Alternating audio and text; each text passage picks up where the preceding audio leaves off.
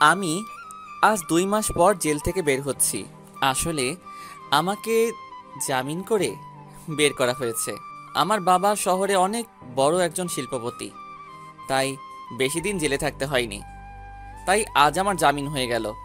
আমি জেলখানা থেকে বের হয়ে আনমনে হাঁটতে হাঁটতে বাসার দিকে আসছি আর রিমির কথা ভাবছি। মেয়েটাকে আমি অনেক ভালোবাসতাম, কিন্তু মেয়েটা আমার ভালোবাসা কোনো দিন বুঝলো না। খুব ভালোবাসতাম রিমিকে। রিমি দেখতে একদম ডানাকাটা পরীর মতো, যাকে দেখলে যে কোনো ছেলে ক্রাশ খাবে। এবার আমার পরিচয়টা দিয়ে নেই। আমি আহনাফ ইসলাম আরিয়ান। আমি অনার্স শেষ করে রেজাল্টের জন্য অপেক্ষা করছি। পরিচয় দিতে দিতে আমার বাসায় চলে আসলাম। বাড়ির কলিং বেল বাজালাম। কিছুক্ষণ পর আমার মা এসে দরজা খুলে দিল। আমি মাকে দেখে অনেক খুশি হলাম। 2 মাস পরে মাকে দেখলাম, কিন্তু মা আমাকে দেখে মুখটা মলিন করে কোনো কথা না বলে ভিতরে ঢুকে গেল।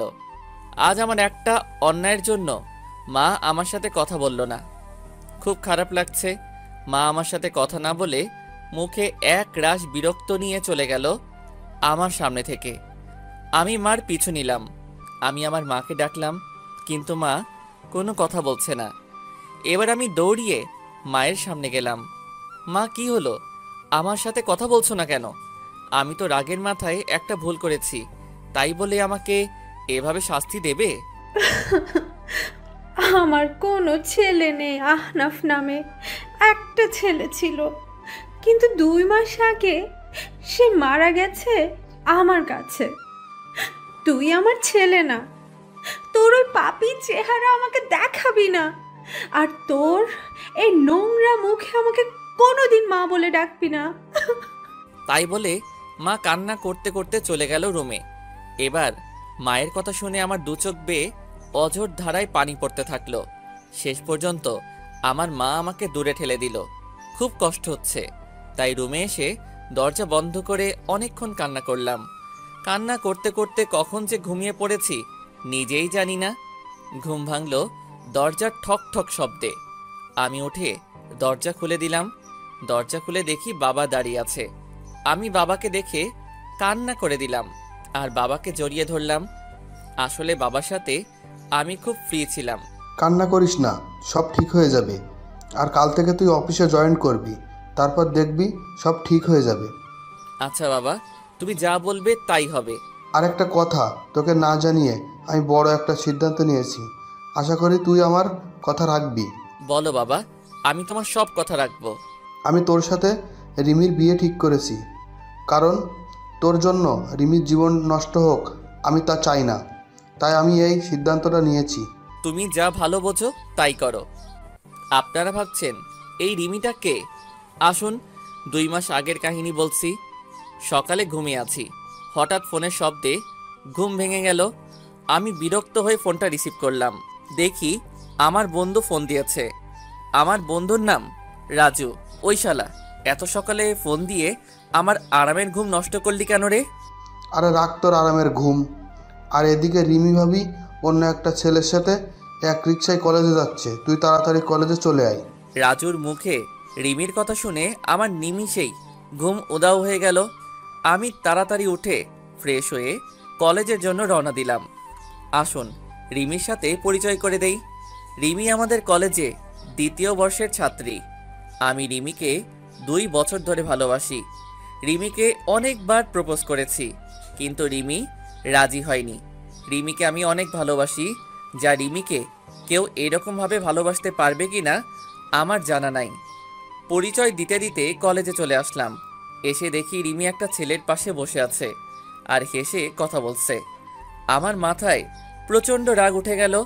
আমি সোজা গিয়ে রিমির পাশে বসা ছেলেটির শার্টের কলার ধরে সোজা নাকে একটা ঘুষি মারলাম, আর ছেলেটি নাকে হাত দিয়ে সোজা মাটিতে বসে পড়ল। ওই তোরে বলছি না কোনো ছেলের সাথে যেন না মিশতে, তারপরেও তুই কেন ওই ছেলের সাথে কথা বলছিস? আপনি ওকে মারলেন কেন? আপনি জানেন ছেলেটি কি হয় আমার? ও আমার কাজিন হয়। আসলে আপনাদের মতো এমন বখাটেদের জন্য আমাদের মতো মেয়েরা আজ অসুরক্ষিত। আপনি একটা বখাটে, আর যাই হোক আপনাকে ভালোবাসা যায় না। রিমি, আমি সরি। আমি তোমাকে অনেক ভালোবাসি, আর সেই জন্য তোমার পাশে আমি কাউকে সহ্য করতে পারি না। প্লিজ আমাকে ক্ষমা করে দাও।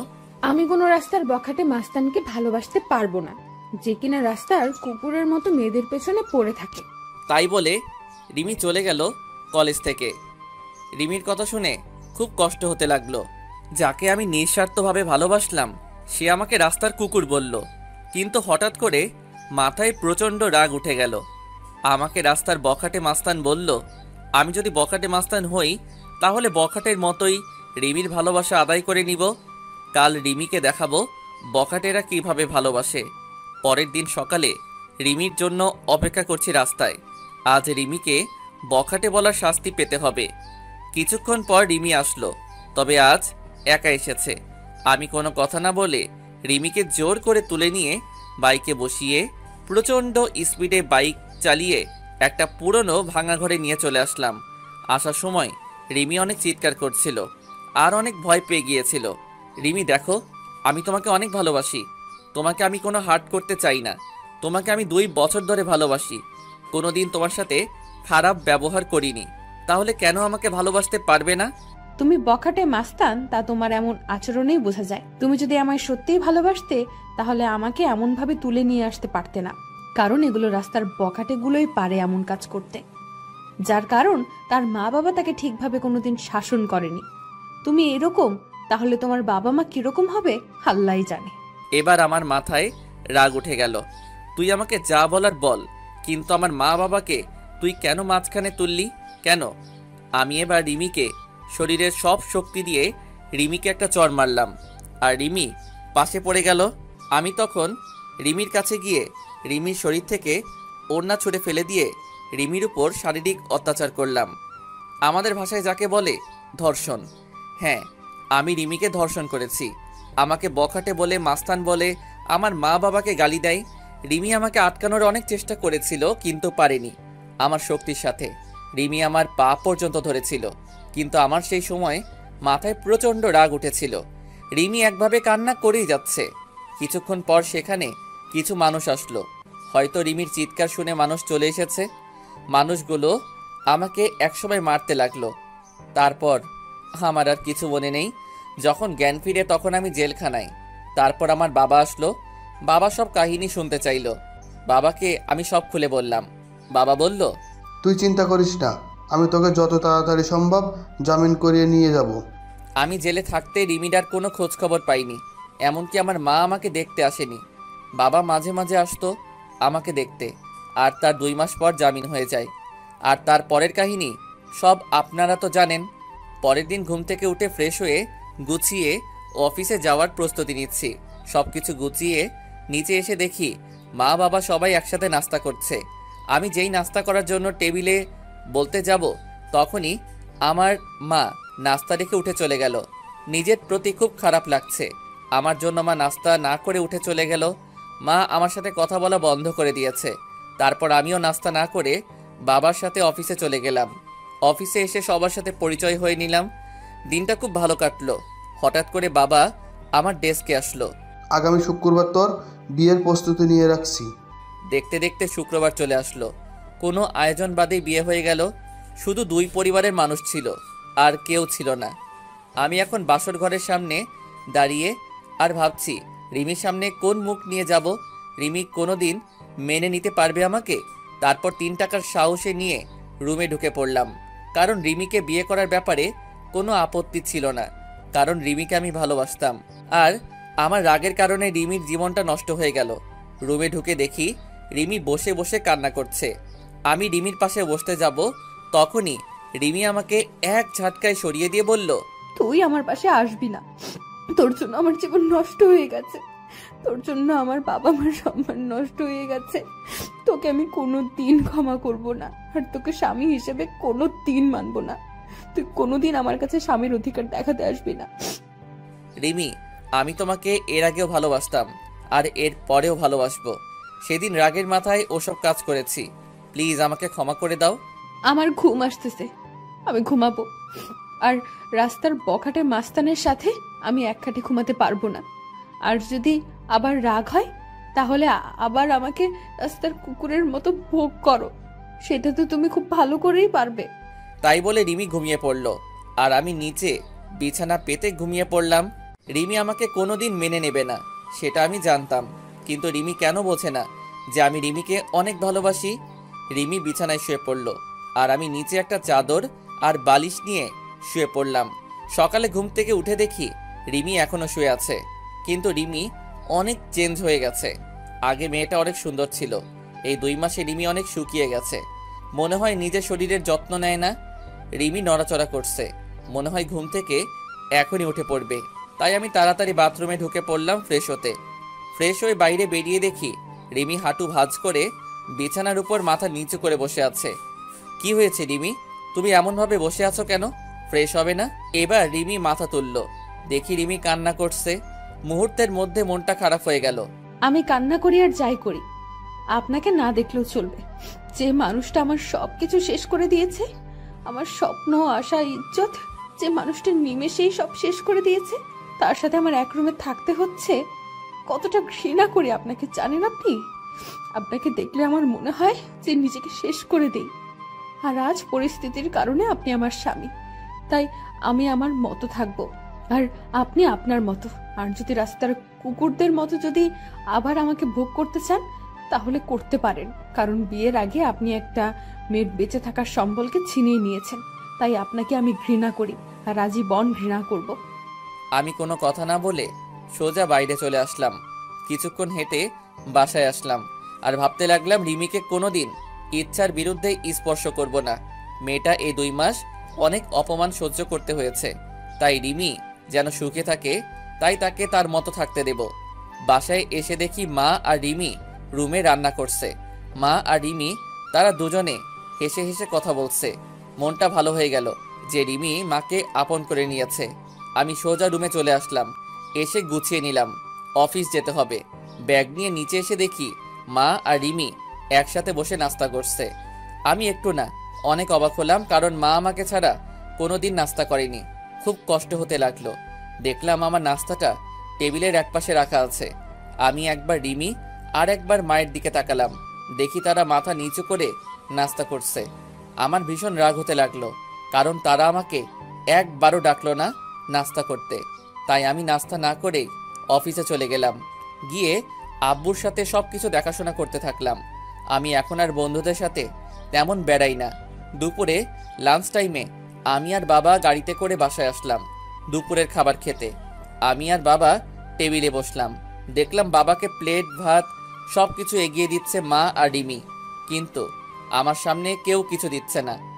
সবাই দুপুরের খাবার খাওয়া শুরু করে দিলে কিন্তু আমার উপর কোনো কারোর নজর নেই। খুব কষ্ট হতে লাগলো যে মা আমাকে খাবার না দিয়ে কোনোদিন খাইনি, আর আজ এটা কি হলো। খুব হাসি পাচ্ছে আর বুকের মধ্যে চিনচিন করে ব্যথা করছে। তখন বাবা আমার দিকে একটা প্লেট এগিয়ে দিল আর কিছু ভাত দিল। আমি না খেয়ে উঠে পড়লাম আর বাইরে চলে আসলাম। এখন আর অফিসে যাব না, তাই বাইরে গিয়ে কিছু খেয়ে 1 প্যাকেট সিগারেট কিনলাম আর চলে আসলাম আমাদের পুরনো আড্ডাখানায়। সেখানে রাত 10টা পর্যন্ত আড্ডা দিয়ে বাড়ির দিকে রওনা দিলাম। রাস্তায় একটা ফুচকার দোকান দেখলাম। আগে রিমি ফুচকা খুব পছন্দ করত, তাই রিমির জন্য কিছু ফুচকা নিলাম। তারপর বাসায় চলে আসলাম। রুমে এসে দেখি রিমি টিভি দেখছে। আমি রিমির দিকে প্যাকেটটা বাড়িয়ে দিলাম। রিমি একবার প্যাকেটের দিকে তাকিয়ে আবার টিভি দেখায় মনোযোগ দিল। কি হলো, ধরো, তুমি তো আগে প্রচুর ফুচকা খেতে, নাও তোমার জন্য নিয়ে আসলাম। আপনাকে বলেছি না আমার বিষয়ে আপনার কোনো অধিকার ফলানোর চেষ্টা করবেন না। আর আপনি কি ভাবছেন আপনার হাতের জিনিস আমি খাবো? ভাবলেন কিভাবে? আপনার ওই নোংরা হাতে আমি কোনোদিন বিষ পর্যন্ত খাবো না। যে একটা মেয়ে সম্মান দিতে পারে না তার হাতের জিনিস খেলে আমার পাপ হবে। যত সব রাস্তার কুত্তা, বখাটে মাস্তান। আবার আপনাকে গালি দিলাম।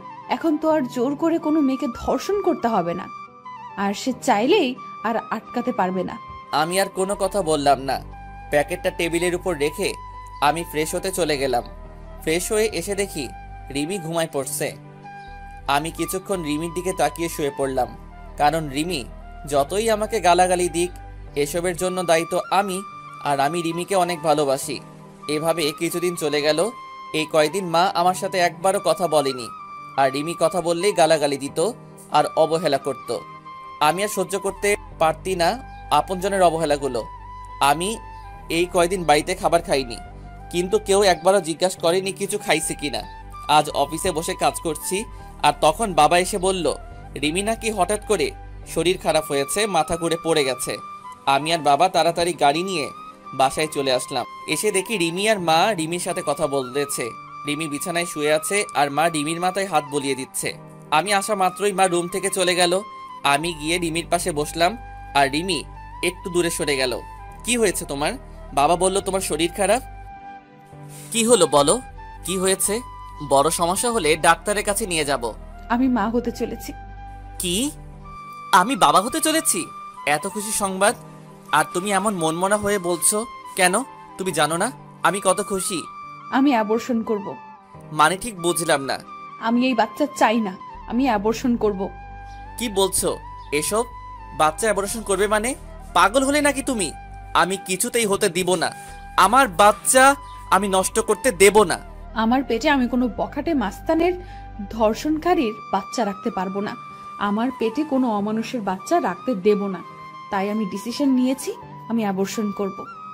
রিমি, তুমি যা শাস্তি দিবে আমাকে দাও, কিন্তু আমার নিষ্পাপ বাচ্চাকে তুমি কোনো ক্ষতি করো না। সে তো আর কোনো দোষ করেনি। প্লিজ তুমি এমন করো না। তুমি আমাকে যা শাস্তি দিবে আমি সব মাথা পেতে নিব, কিন্তু আমার বাচ্চাটাকে কোনো ক্ষতি করো না। তোমার পায়ে পড়ি প্লিজ, এমন বড় শাস্তি আমাকে দিও না। আমার পেটে যে বাচ্চা, সে একটা অমানুষের বাচ্চা, একজন বখাটের বাচ্চা, যে নিজের ভালোবাসা পাওয়ার জন্য একটা মেয়েকে জীবিত লাশ করে দিতে পারে। আর তার বাচ্চা বড় হলে তার বাবার মতো হবে না, সেটা কেউ বলতে পারে? তাই আমার পেটে কোনো অমানুষের বাচ্চা পেটে ধরে রাখতে পারবো না। আর এই বাচ্চা যদি বড় হয়ে তার বাবার মতো অমানুষ হয়, তাই আগে থেকে আমি পৃথিবীতে কোনো অমানুষ নিয়ে আসতে পারবো না। প্লিজ রিমি, তুমি আমাকে যা বলার বলো, কিন্তু আমার বাচ্চাকে কিছু বলো না। আমি তোমাকে কথা দিলাম, আমার বাচ্চা পৃথিবীর আলো দেখার সাথেই তোমার থেকে অনেক দূরে নিয়ে যাব। আমার বাচ্চার চেহারা পর্যন্ত তোমাকে দেখতে দেব না।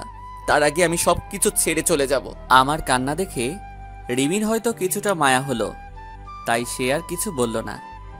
আমার সামনে থেকে উঠে চলে গেল। আমি ওখানে বসে বসে ভাবছি, নিজের সন্তানকে কেউ কোনোদিন এভাবে বলে আমার কোনোদিন জানা ছিল না। রিমির সাথে না হয় আমি একটা অন্যায় করেছি, কিন্তু সে তো আমার বউ হয়। আমি তো রিমিকে বউয়ের মর্যাদা দিয়েছি, তাহলে কেন রিমি আমার সাথে এমন করছে? রিমিকে তো আমি অনেক ভালোবাসি, রিমি কেন বোঝে না? আমি বাইরে চলে আসলাম আর এক প্যাকেট সিগারেট নিলাম, নিয়ে ছাদে চলে আসলাম, আর মনের সব দুঃখ ধোঁয়ার সাথে উড়িয়ে দিচ্ছি। আমার সন্তান জন্ম নেওয়ার সাথে সাথে আমি সবার থেকে ওকে দূরে নিয়ে চলে যাব। কেউ যেন তাকে অমানুষের বাচ্চা না বলতে পারে। রিমি তো আমার সন্তানকে কোনো দিন মেনে নেবে না, তাই সবাইকে বোঝার আগে আমি আমার সন্তানকে নিয়ে অনেক দূরে চলে যাব। চাইলেই আর খুঁজে পাবে না। সিগারেট শেষ করে নিচে আসলাম, এসে দেখি সবাই একসাথে বসে রাতের খাবার খাচ্ছে। আমার মনটা আবার খারাপ হয়ে গেল। আজকেও আমাকে না ডেকে সবাই একসাথে খাওয়া শুরু করে দিয়েছে। আমি আমার রুমের দিকে যাচ্ছি, তখন বাবা আমাকে ডাকলো খাবার খেতে। আমার ক্ষুধা নাই বলে রুমে চলে আসলাম।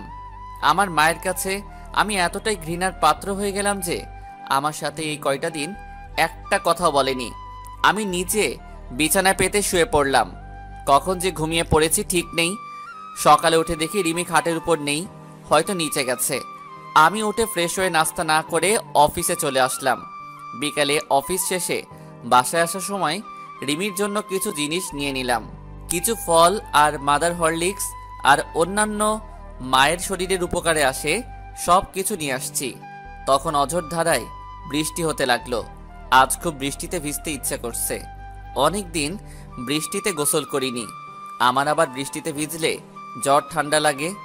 আমি কোনো কিছু না ভেবে একভাবে হেঁটে চলেছি। বাসায় এসে কলিং বেল বাজালাম, দেখি আব্বু দরজা খুলে দিছে। কিরে, তুই বৃষ্টিতে কেন ভিজছস? তোর জ্বর আসবে। কিছু হবে না, অনেকদিন পর বৃষ্টিতে ভিজেছি তাই ভালো লাগছে। আমার রুমে চলে আসলাম। এসে দেখি রিমি জানালার গ্রিল ধরে এক মনে বাইরে তাকিয়ে আছে। আমি রিমিকে ডাক দিলাম। রিমি আমার দিকে তাকালো। আমি রিমির হাতে ফল আর হরলিক্সের প্যাকেটটা দিতে যাব, তখন রিমি চিৎকার করে রেগে বলল, আপনাকে এইসব আনতে বলেছে কে? এসব ঢঙের কোনো দরকার নেই। আমার জীবনটা শেষ করে এখন নাটক করতে আসছে। যত সব ঢং দেখলে বাঁচি না। আর আপনি ভাবলেন কি করে একটা অমানুষের হাতের জিনিস আমি খাবো? যদি সারাদিন না খেয়েও থাকি তবুও আপনার মতো একটা মানুষের কোনো জিনিস খাবো না। রিমি, আমি এসব কিছু আনতে চাইনি, শুধু আমাদের বাচ্চাটার জন্য নিয়ে এসেছি। তুমি আমাকে যেভাবে শাস্তি দেবার দাও, আমাদের বাচ্চাটাকে কোনো শাস্তি দিও না। তুমি এগুলো আমার বাচ্চার জন্য নিয়মিত খাও। আমাদের বাচ্চা মানে শুধু আপনার বাচ্চা, আমার কোনো বাচ্চা নেই। তাও আবার আপনার মতো একটা জানোয়ারের বাচ্চা নেব আমি? কোনোদিন না, কোনোদিন সম্ভব না। আচ্ছা, শুধু আমার বাচ্চা তোমাকে বাচ্চার মা বলে, আমি কোনোদিন পরিচয় দেব না। তুমি নিশ্চিন্তে থাকতে পারো, শুধু আমার বাচ্চাটার জন্য এগুলো নাও। এবার রিমি রাগী মুখে আমার হাত থেকে প্যাকেট নিয়ে অন্য রুমে চলে গেল, আর আমি ফ্রেশ হতে চলে গেলাম। ফ্রেশ হয়ে এসে দেখি রিমি বিছানায় শুয়ে পড়ছে। আমি ফ্লোরে বিছানা পেতে শুয়ে পড়লাম। মাঝরাতে আমার শরীরে কাঁপুনি দিয়ে জ্বর আসলো। আমি একটা চাদর নিয়ে শুয়ে পড়লাম। যখন ঘুম ভাঙলো তখন দেখি সকাল 12টা বেজে গেছে, আর আমার পাশে বাবা বসে আছে আর মাথায় পানি দিচ্ছে। তাহলে সারা রাত আমার শরীরে জ্বর ছিল, কিন্তু রিমির তো জানার কথা যে আমার জ্বর এসেছে। হয়তো রিমি আমার উপর ঘৃণা করে, আমার শরীরে হয়তো স্পর্শ করেনি। বাবা, তুমি এখানে? রিমি মাথায়। সকালে অফিসে গিয়ে দেখি তুই আসিসনি, আবার ফোন বন্ধ। তাই আমি বাড়িতে এসে দেখি তুই জ্বরে শরীর কাঁপুনি দিয়ে উঠছে, তাই আমি মাথায় পানি দিয়ে দিচ্ছি। আসলে বাবা সব জানে যে রিমি আর মা আমার সাথে কথা বলে না, তাই হয়তো বাবা আমার খোঁজ খবর নিচ্ছে। আমার চোখ দিয়ে কয়েক ফোঁটা পানি বের হয়ে গেল। আমার মায়ের জন্য আমার উপর একটু মায়া হলো না। আর রিমিকে তো আমি নিজের থেকেও ভালোবাসি, তাহলে রিমি অন্তত একটু দেখতো যে আমি মারা গেছি না বেঁচে আছি। বাবা কিছু খাবার নিয়ে আসবে, রাতে থেকে কিছু খাওয়া হয়নি। একটু বস, আমি বৌমাকে পাঠিয়ে দিচ্ছি। না বাবা, দরকার নেই, আমি বাইরে থেকে খেয়ে নেব। আমি সব বুঝি রে বাবা, মেয়েটা তোকে এখনো ক্ষমা করতে পারেনি। আমি নিয়ে আসছি খাবার। তাই বলে বাবা চলে গেল নিচে খাবার আনতে, আর আমি বিছানায় শুয়ে আছি। তখন রিমি রুমে আসলো, আর আমার দিকে একবার তাকিয়ে নিজের কাজ সেরে আবার রুমের বাইরে চলে গেল। আমি যেই মেয়েটাকে নিজের জীবনের চাইতেও বেশি ভালোবাসি, সেই মেয়েটা আমার প্রতি একটু মায়া কাজ করে না। যেদিন আমি থাকবো না সেদিন বুঝতে পারবে কতটা ভালোবেসেছিলাম তাকে আমি। সেদিন হয়তো আর আমাকে পাবে না, সব কিছু মায়া ত্যাগ করে চলে যাব। তখন আমার উপরে আর কারো রাগ থাকবে না, কেউ আমাকে অমানুষ জানোয়ার বখাটে বলবে না। তারপর বাবা আমাকে খাবার দিয়ে গেল, আমি খেয়ে নিলাম। তারপর বিকালের দিকে একটু শরীরটা ভালো হলো, আমি আস্তে আস্তে উঠে বাইরে চলে আসলাম আর কিছু খেয়ে নিলাম। এভাবে চলে গেল 2 দিন। এই 2 দিন আমার শরীরে হালকা জ্বর ছিল, কিন্তু মা, রিমি কেউ আমাকে দেখেনি, সবাই অবহেলা করেছে। এখন কেমন যেন নিজেকে শেষ করে দিতে ইচ্ছা করছে। নিজের আপনজনের এমন অবহেলা সহ্য হচ্ছে না। আমি বাসার খাবার খুবই কমই খাই, বেশিরভাগই বাইরে খাই। আজ আবার একটু অফিসে আসলাম, এসে কিছু কাজ করে বাসায় আসার সময় রিমির জন্য কিছু জিনিস কিনলাম, যাতে আমার বাবুটা রিমির ভেতরে সুস্থ থাকে। মা আমার সাথে একদম কথা বলা বন্ধ করে দিয়েছে। আমি আগ বাড়িয়ে কথা বলতে গেলেও মা কথা বলে না, আর রিমি আমার সাথে যখনই কথা বলতে আসে তখনই রাগ দেখিয়ে আর গালাগালি করে। এইভাবে চলে গেল 7 মাস। এখন রিমি একটু একটু করে নিজের শরীরের উপরে যত্ন নেওয়া শুরু করছে। হয়তো নিজের সন্তান, তাই একটু মায়া হচ্ছে। এখন রিমির যা যা প্রয়োজন সব বাবাকে বলে, আর বাবা আমাকে বলে আমি সেগুলো নিয়ে আসি। মাঝে মাঝে দেখি রিমি নিজের পেটে আলতো করে হাত বোলায় আর নিজে নিজে কথা বলে। খুব আস্তে আস্তে কথা বলে, আমি শুনতে পারি না, মানে নিজের সন্তানের সাথে কথা বলে। এসব দেখে খুব ভালো লাগে যে রিমি তার পেটের সন্তানকে একটু একটু করে ভালোবাসতে শিখেছে। হাজার হলেও মা সে। আর রিমি আগে সবসময় কেন মনমরা আর উদাস হয়ে থাকতো, এখন আর আগের মতো থাকে না, আবার আগের মতো স্বভাবটা ফিরে আসছে। আর এখন রিমি আমার দিকে কেন আর চোখে তাকায়, তবে মাঝে মাঝে আমি সেগুলো দেখেও না দেখার ভান করে থাকি। হয়তো নিজের বাচ্চার সাথে সাথে আমার উপরও একটু একটু মায়া জন্মাতে শুরু করছে, কিন্তু সেদিক থেকে আমার কোনো ইচ্ছাই নেই। আমি সারাদিন আমার মতো থাকি, আর রিমি রিমির মতো। আজ মাঝরাতে হঠাৎ করে ঘুমটা ভেঙে গেল, উঠে দেখি রিমি ঘুমিয়ে আছে, আর এতটা হাত রিমির পেটের উপর। হয়তো বাচ্চাকে আদর করতে করতে ঘুমিয়ে পড়েছে।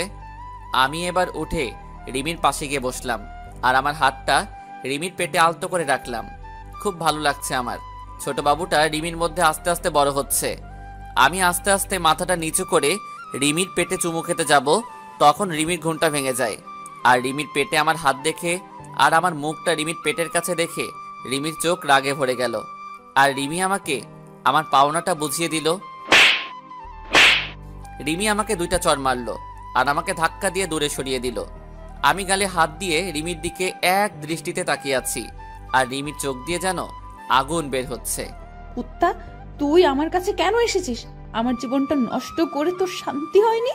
ছোট লোক একটা, তোর কোনো মনুষ্যত্ব বোধ নেই। তুই দেখছিস আমার পেটে 7 মাসের বাচ্চা, তারপরে তুই কিভাবে আমার কাছে আসছিস? হ্যাঁ, তোর মতো জানোয়ারকে আমার আর বিশ্বাস নেই।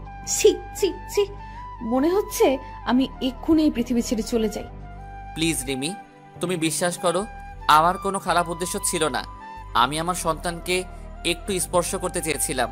তুমি বিশ্বাস করো, আমার কোনো খারাপ উদ্দেশ্য ছিল না। বিশ্বাস করব তোকে? তুই ভাবলি কি করে তোর মতো একটা ছোট লোক জানোয়ারের বাচ্চা কুকুরকে বিশ্বাস করব? আমার ভাবতেও ঘৃণা হচ্ছে যে একটা 7 মাসের গর্ভবতী মায়ের কাছে তোর আসতে একটু বিবেকে বাঁধলো না। আজ থেকে তুই আর এই রুমে থাকতে পারবি না।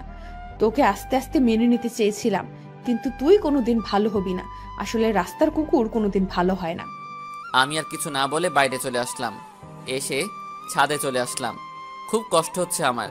রিমি আবার আমাকে ভুল বুঝলো। আমি তো আমার সন্তানকে একটু স্পর্শ করতে চেয়েছিলাম, আর রিমি আমাকে থাপ্পড় মারলো। নিজের অজান্তেই চোখ দিয়ে 2 ফোঁটা নোনা পানি বের হলো। আজকে নিজেকে শেষ করে দিতে ইচ্ছা হচ্ছে, কিন্তু আমাকে বেঁচে থাকতে হবে। আমার সন্তানের জন্য আমাকে বেঁচে থাকতে হবে, নইলে আমার মতো আমার সন্তানও এমন অবহেলা পাবে। আর নিজের আপনজনের কাছ থেকে এমন অবহেলা পেলে সে নিজেও ঠিক থাকতে পারবে না। তাই আমি আমার সন্তানকে নিয়ে এই পরিবার, এই শহর থেকে অনেক দূরে চলে যাব। চাইলেও কেউ আর খুঁজে পাবে না। সারা রাত এভাবে ছাদে কাটিয়ে দিলাম। রিমির কথা ভাবতে ভাবতে কখন যে সকাল হয়ে গেছে ঠিক খেয়াল করিনি। সকালে নিচে চলে আসলাম। এসে সোজা মায়ের রুমে চলে গেলাম। দেখি মা বসে আছে। আমি মায়ের কাছে গিয়ে মায়ের সামনে হাঁটু গেড়ে বসে পড়লাম।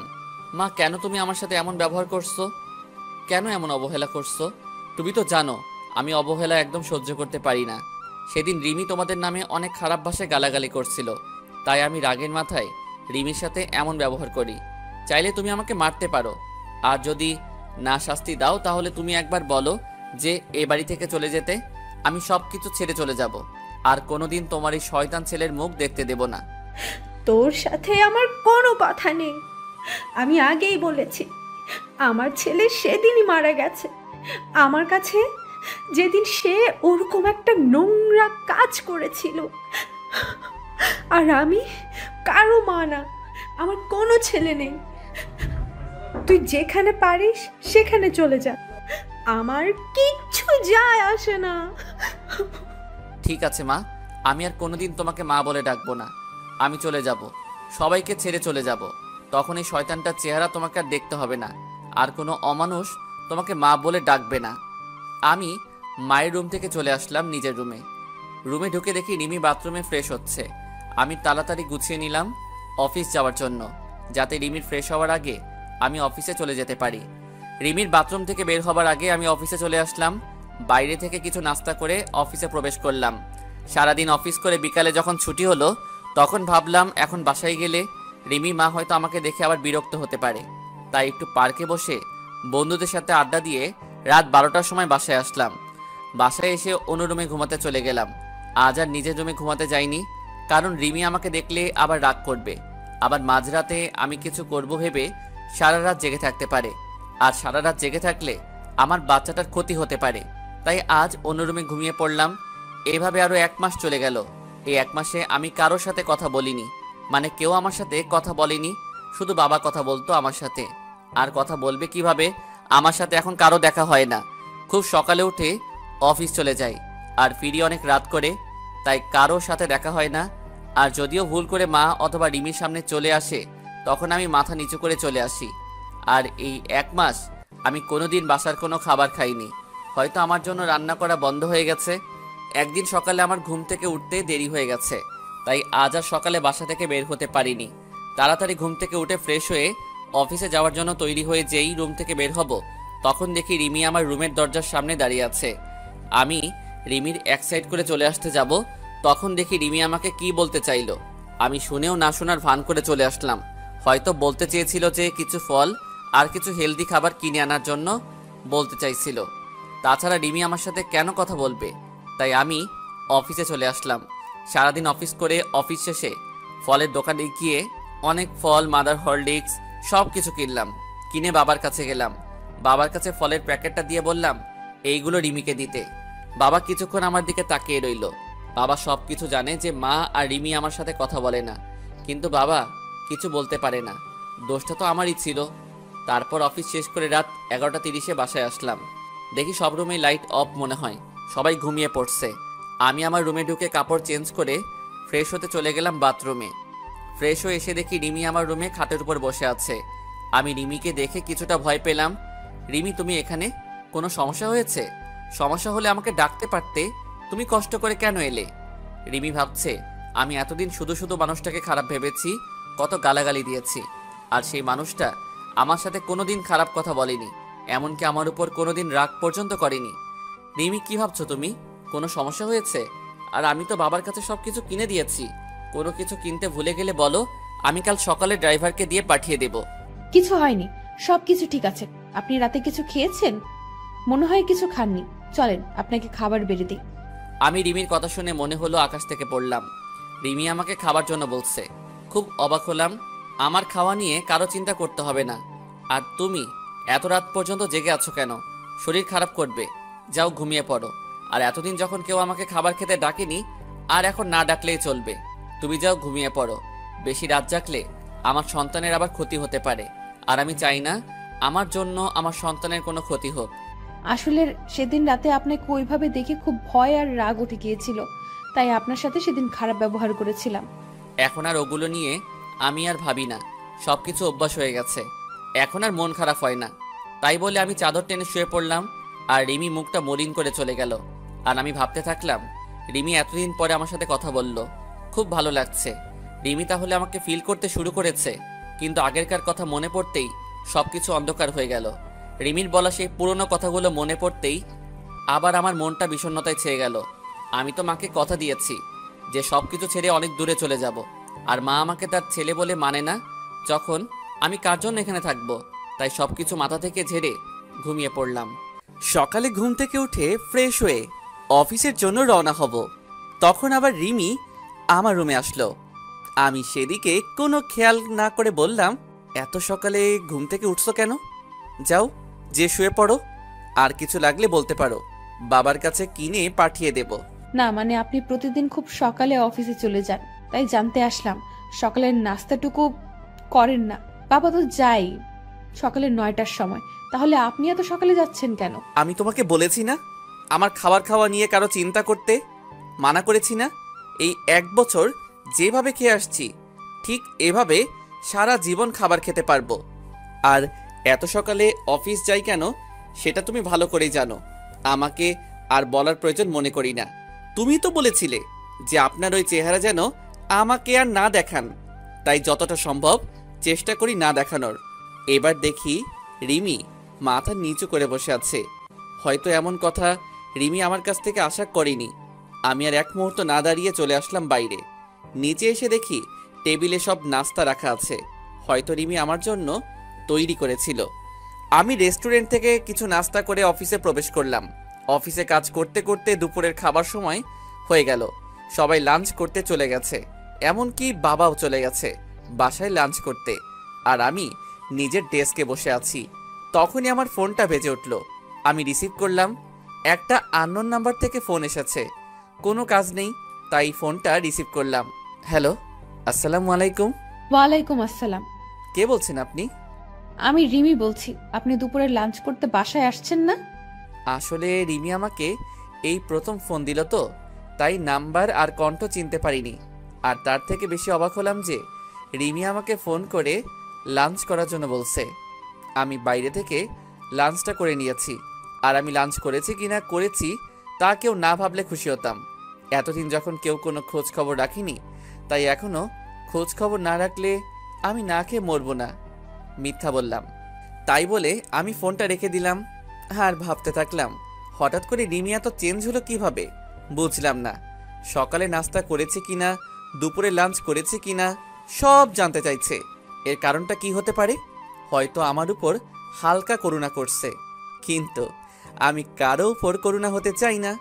এতদিন কিভাবে ছিলাম তা একটা বারও কেউ খোঁজ খবর নেয়নি, তাই এতদিন খোঁজ নেওয়ার কোনো দরকার নেই। তারপর আমি উঠে গিয়ে বাইরে থেকে লাঞ্চ করে নিলাম। তারপর আবার অফিসের কাজে মনোযোগ দিলাম। অফিস শেষ হয়ে গেল, আমি বাইরে বের হয়ে আমার প্রতিদিনের কাজ করতে থাকলাম।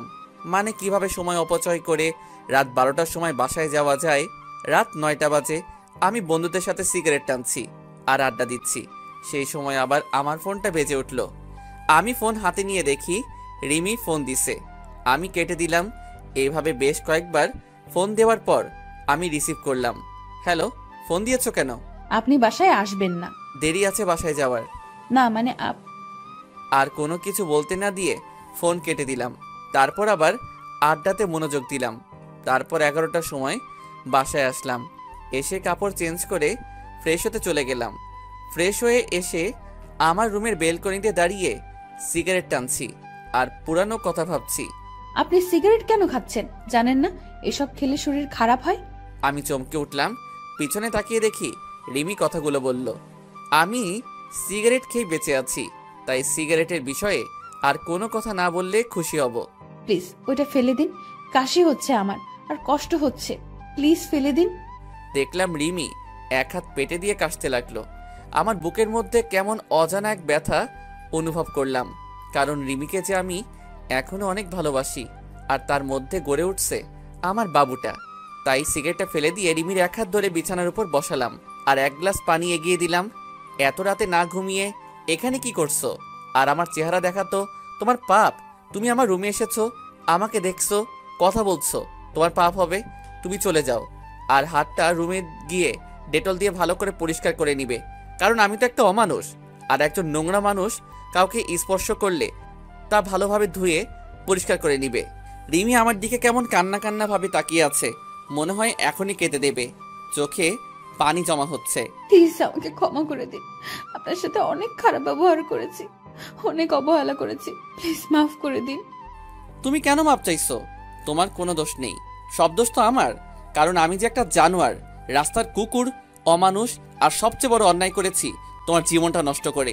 তুমি আমাকে মাফ করে দাও তোমার সুন্দর জীবনটা নষ্ট করার জন্য। হয়তো তুমি আমার থেকে ভালো কাউকে আশা করেছিলে, কিন্তু তোমার জীবনে আমার মতো এতটা অমানুষ আসবে এটা তুমি হয়তো আশা করনি। যা হবার হয়ে গেছে, তুমি এখন গিয়ে ঘুমিয়ে পড়ো। আর তোমার জীবন আগের মতো সুন্দর করে দেওয়ার দায়িত্ব আমার। তুমি আবার আগের মতো চলাফেরা করবে। শুধু আমার বাবুটা বাইরে আসতে দাও, তোমাকে চিরদিনের জন্য সুখী করে দেব। যাও, অনেক রাত হয়েছে, বেশি রাত জাগলে শরীরটা খারাপ করবে, তাই ঘুমিয়ে পড়ো। আমি রিমির দিকে তাকিয়ে দেখি রিমি কান্না করছে। হয়তো ওর আর বলার কিছু নেই, কারণ এই কথাগুলো রিমি একদিন আমাকে বলেছিল। তারপর আমি আর একটা সিগারেট ধরিয়ে বেলকনিতে চলে আসলাম, আর রিমি কান্না করতে করতে চলে গেল নিজের রুমে। পরের দিন আবার একই সময়ে বের হয়ে গেলাম অফিসের জন্য।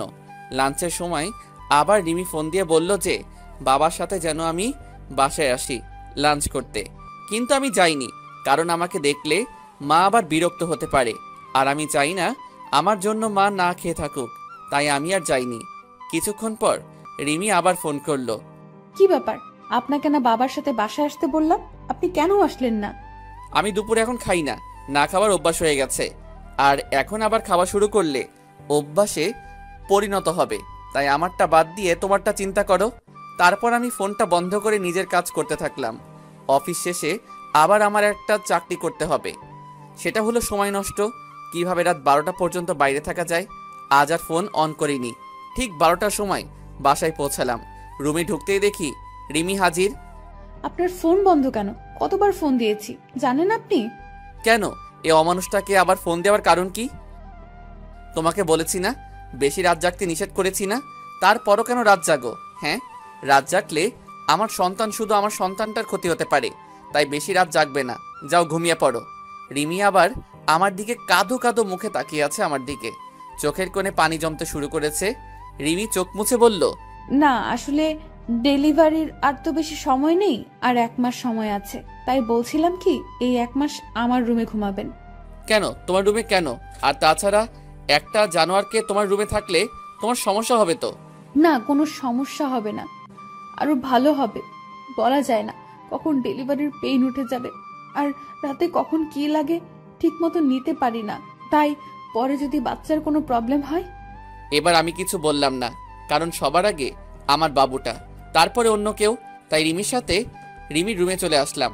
রিমি বিছানায় ঘুমালো আর আমি সোফায় ঘুমালাম। তারপর সকালে রিমির ঘুম থেকে ওঠার আগে অফিসে চলে আসলাম।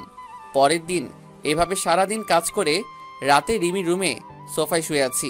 তখন রিমি বলল, আচ্ছা, আমাদের বাবু হলে বাবুর নাম কি রাখবেন? আমাদের বাবু মানে শুধু আমার সন্তান, ও আর কারো না। আমার সন্তান, আমার যেটা ভালো লাগবে সেই নাম রাখবো। তোমার এই বিষয়ে মাথা না ঘামালেও চলবে। এখন ঘুমাও তুমি। রিমি এবার কান্না শুরু করে দিল। কিছুক্ষণ কান্না করতে করতে পরে ঘুমায় পড়ে। এভাবে কেটে যায় 1 মাস। এই 1 মাসে রিমি অনেক চেঞ্জ হয়ে গেছে, আমার উপর অধিকার খাটানো শুরু করছে। কিন্তু আমি রিমিকে সেই সুযোগ দিতাম না। প্রতিদিন সকালে নাস্তা করার জন্য ডাক দিত, কিন্তু আমি কোনো কিছু না বলে চুপ করে চলে আসতাম। এতে রিমি অনেক কষ্ট পেত। তারপর দুপুরে লাঞ্চ টাইমে প্রতিদিন আমাকে ফোন দেবে। আমি কেন ফোন বন্ধ করে রাখতাম, আর না হয় ফোন রিসিভ করতাম না। একদিন অফিসে কাজ করছি, তখনই বাবা আমার কাছে দৌড়ে আসলো আর বলল যে রিমিকে নাকি হাসপাতালে নিয়ে যাওয়া হয়েছে, ডেলিভারি পেইন উঠেছে। তাই আমি আর বাবা তাড়াতাড়ি হাসপাতালে চলে আসলাম। রিমিকে ডাক্তার ওটিতে নিয়ে গেছে আর মা বাইরে বসে আছে। কিছুক্ষণ পর ডাক্তার বেরিয়ে আসলো আর বলল আমার ছেলে হয়েছে আর রিমিও ভালো আছে। আমার ছেলের কথা শুনে আজ আমি সবচেয়ে বেশি খুশি। আসলে বাবা হওয়া যে কি আনন্দ, আর কেমন অন্যরকম একটা অনুভূতি কাজ করে মনের মধ্যে। খুশিতে আমার 2 চোখ দিয়ে পানি বের হয়ে গেল। ডাক্তার সাহেব, আমি কি আমার ছেলের সাথে দেখা করতে পারি? অবশ্যই করতে পারেন, কিন্তু সবাই প্রথমে নিজের বইয়ের কথা জানতে চায়। আর আপনি নিজের ছেলের কেন একবারও জিজ্ঞেস করলেন না যে আপনার স্ত্রী কেমন আছে? ডাক্তারের কথা শুনে আমি চুপ হয়ে গেলাম, আর পাশে থাকা মা বাবা সবাই কেমন দৃষ্টিতে তাকিয়ে আছে আমার দিকে। আমি মৃদু হেসে কেবিনে চলে গেলাম আর আমার সন্তানের কাছে গেলাম। নিজের ছেলেকে দেখে কেমন যেন নিজেকে খুব বাচ্চা লাগছে। পাশের বেডে রিমি শুয়ে আছে, সেদিকে আমার কোনো মাথা ব্যথা নেই। আমার শুধু আমার ছেলেকে চাই। তারপর মা আর বাবা কেবিনে আসলো। মা রিমির পাশে গিয়ে বসলো আর বাবা আমার কাছে এসে আমার ছেলের মাথায় হাত বুলিয়ে দিতে লাগলো। কিছুক্ষণ পর মা বাবা বাইরে চলে গেল। আমি এখন আমার ছেলের কাছে বসে আছি। কিছুক্ষণ পর রিমি বলল, আমার ছেলেকে আমার কাছে দাও, আমি তো এখনো ভালোভাবে দেখতে পারিনি। আমার এবার মাথায় প্রচন্ড রাগ উঠে গেল। কি বললে? তোমার ছেলে মানে? এটা শুধু আমার ছেলে, এর বাবাও আমি, মাও আমি। মনে থাকে যেন। আর কোনো অমানুষের বাচ্চা তোমার ছেলে হয় কিভাবে? তুমি একদম ওকে স্পর্শ করবে না। আমার ছেলেকে আমি দেখে রাখবো। তাই বলে আমি রিমিকে কিছু বলতে না দিয়ে বাইরে চলে আসলাম। রিমি কিছু বলতে চাইছিল, কিন্তু আমি তার আগে চলে এসেছি। অবশ্য রিমি আমার কথা শুনে কান্না শুরু করে দিয়েছিল। কাঁদুক, তাতে আমার কি? এর থেকে 1000 গুণ কষ্ট আমি পেয়েছি। পুরো 1 বছর আমার কষ্ট তিলে তিলে আমাকে শেষ করে দিয়েছে। তারপর বাইরে এসে সব কিছু ঠিকঠাক করে নিলাম। চট্টগ্রামের একটা টিকিট কাটলাম। তারপর আমার যা যা লাগে সব কিছু যাবতীয় জিনিস নিয়ে প্যাক করে নিলাম। আর 2টা চিঠি লিখলাম, একটা মায়ের জন্য আর একটা রিমির জন্য। আজ রাতেই আমি সব কিছু ছেড়ে আমার ছেলেকে নিয়ে এই শহর ছেড়ে চলে যাব। তারপর আমি দুপুরের পরে আবার হাসপাতালে গেলাম। গিয়ে দেখি রিমির পাশে আমার ছেলে চুপটি করে শুয়ে আছে। এতে আমার রাগটা আরো বেশি হয়ে গেল। আমি তাড়াতাড়ি গিয়ে রিমির পাশ থেকে আমার ছেলেটাকে তুলে নিলাম। ওই, তোকে না আমি মানা করেছি আমার ছেলেকে স্পর্শ করতে? তাও তুই কেন ধরেছিস? তুই কি ভুলে গেছিস আগের কথা? তুই কি বলে গালাগালি দিয়েছিলি আমার আর আমার ছেলেকে? তারপরও তুই কিভাবে ওকে কোলে নিস? হ্যাঁ, প্লিজ আনাফ, আমাকে ক্ষমা করে দাও। আমি আমার ভুল বুঝতে পেরেছি। একটা মা হওয়া যে কতটা আনন্দের তা আমি জানতাম না।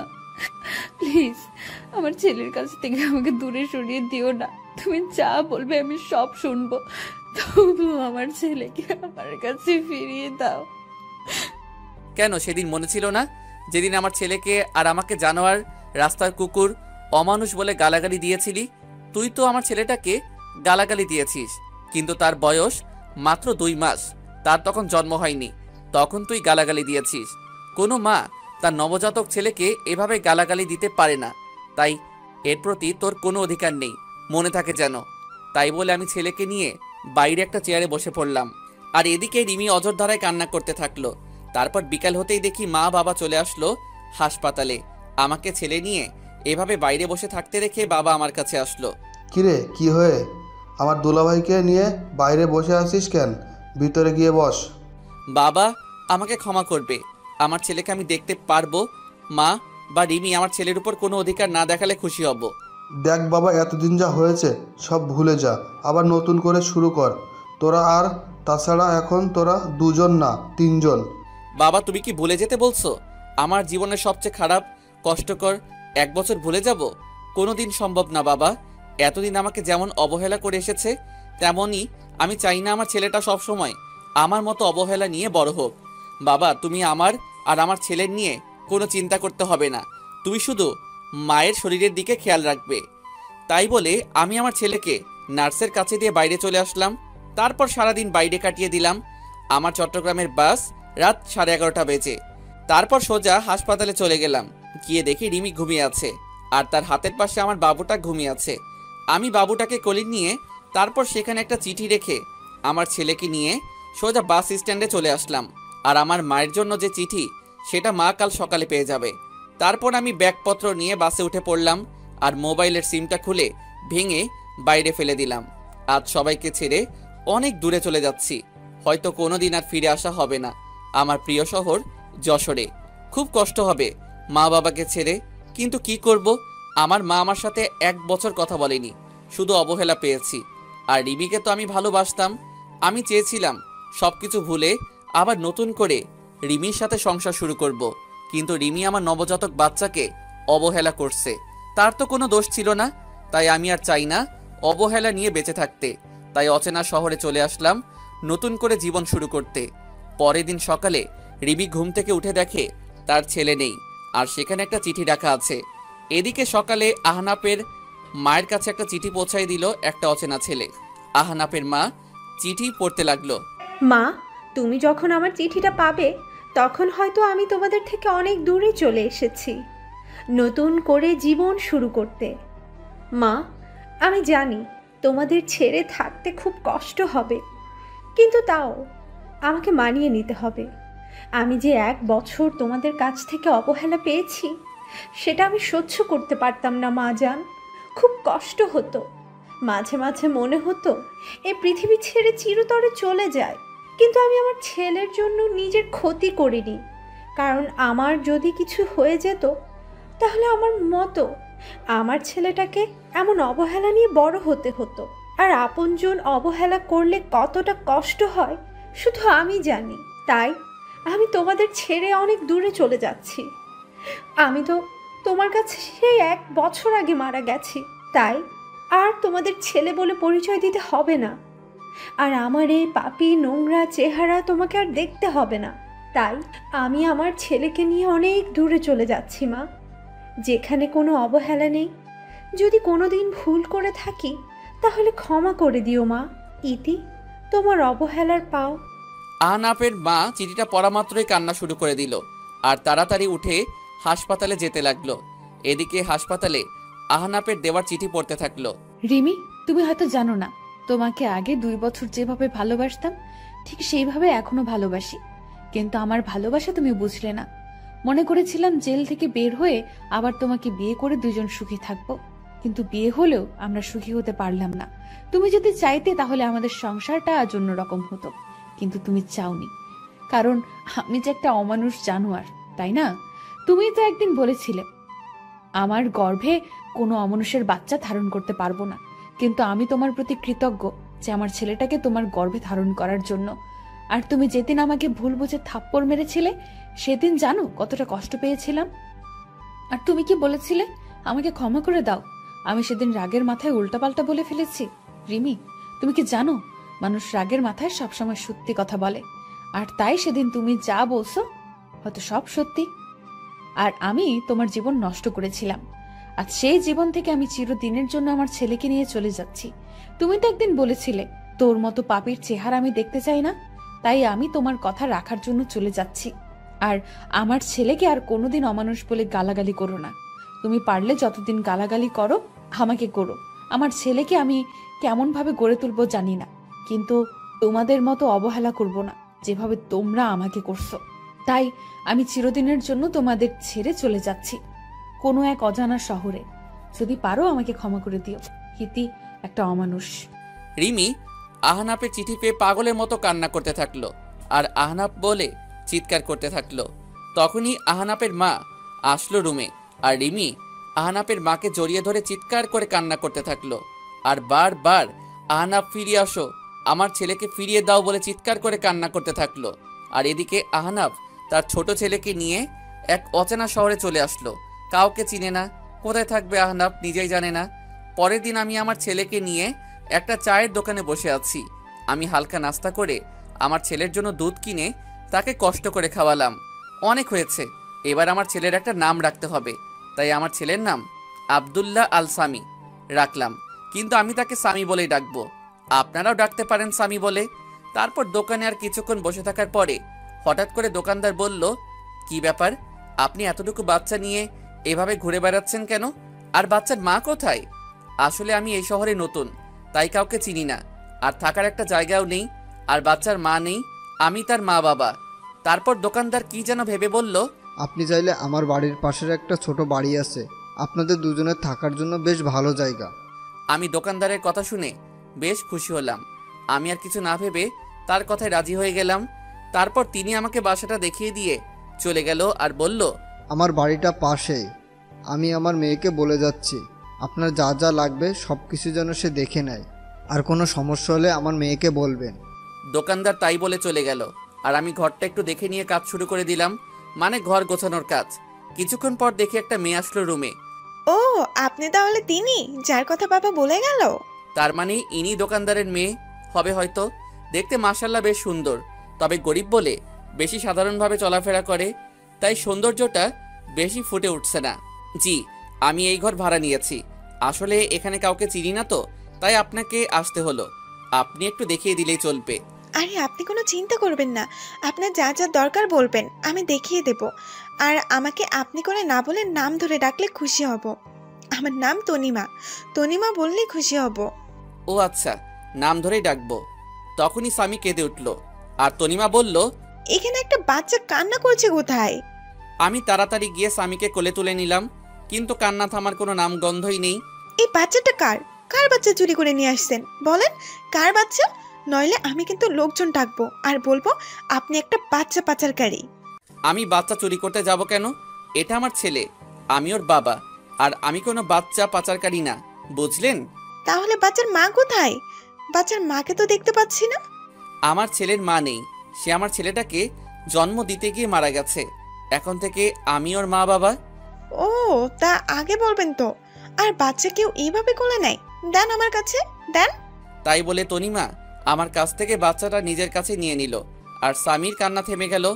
আসলে বাচ্চারা মাতৃ করে বেশি মানায়। আচ্ছা, আপনি ঘরটা গোছান, আমি আপনার ছেলেকে দেখছি। তাই বলে তনিমা স্বামীকে নিয়ে বাইরে চলে গেল, আর আমি ঘরটা গোছানো শুরু করলাম। ঘর গোছানো শেষে আমি বাইরে গিয়ে দেখি স্বামী তনিমার কোলে আরামে ঘুমিয়ে আছে। দেখে খুব ভালো লাগলো, কারণ সারাটা দিন বাসের মধ্যে ভালোভাবে ঘুমাতে পারিনি। দেন স্বামীকে আমার কাছে দেন, রুমে শুয়ে দিয়ে আসি। আপনার কাছে দিলে আবার ঘুম ভেঙে যাবে, আমি নিয়ে যাচ্ছি, চলেন। তারপর তনিমা স্বামীকে বিছানায় রেখে চলে আসবে, তখন বলল, আচ্ছা, আপনার নামটাই তো জানা হলো না।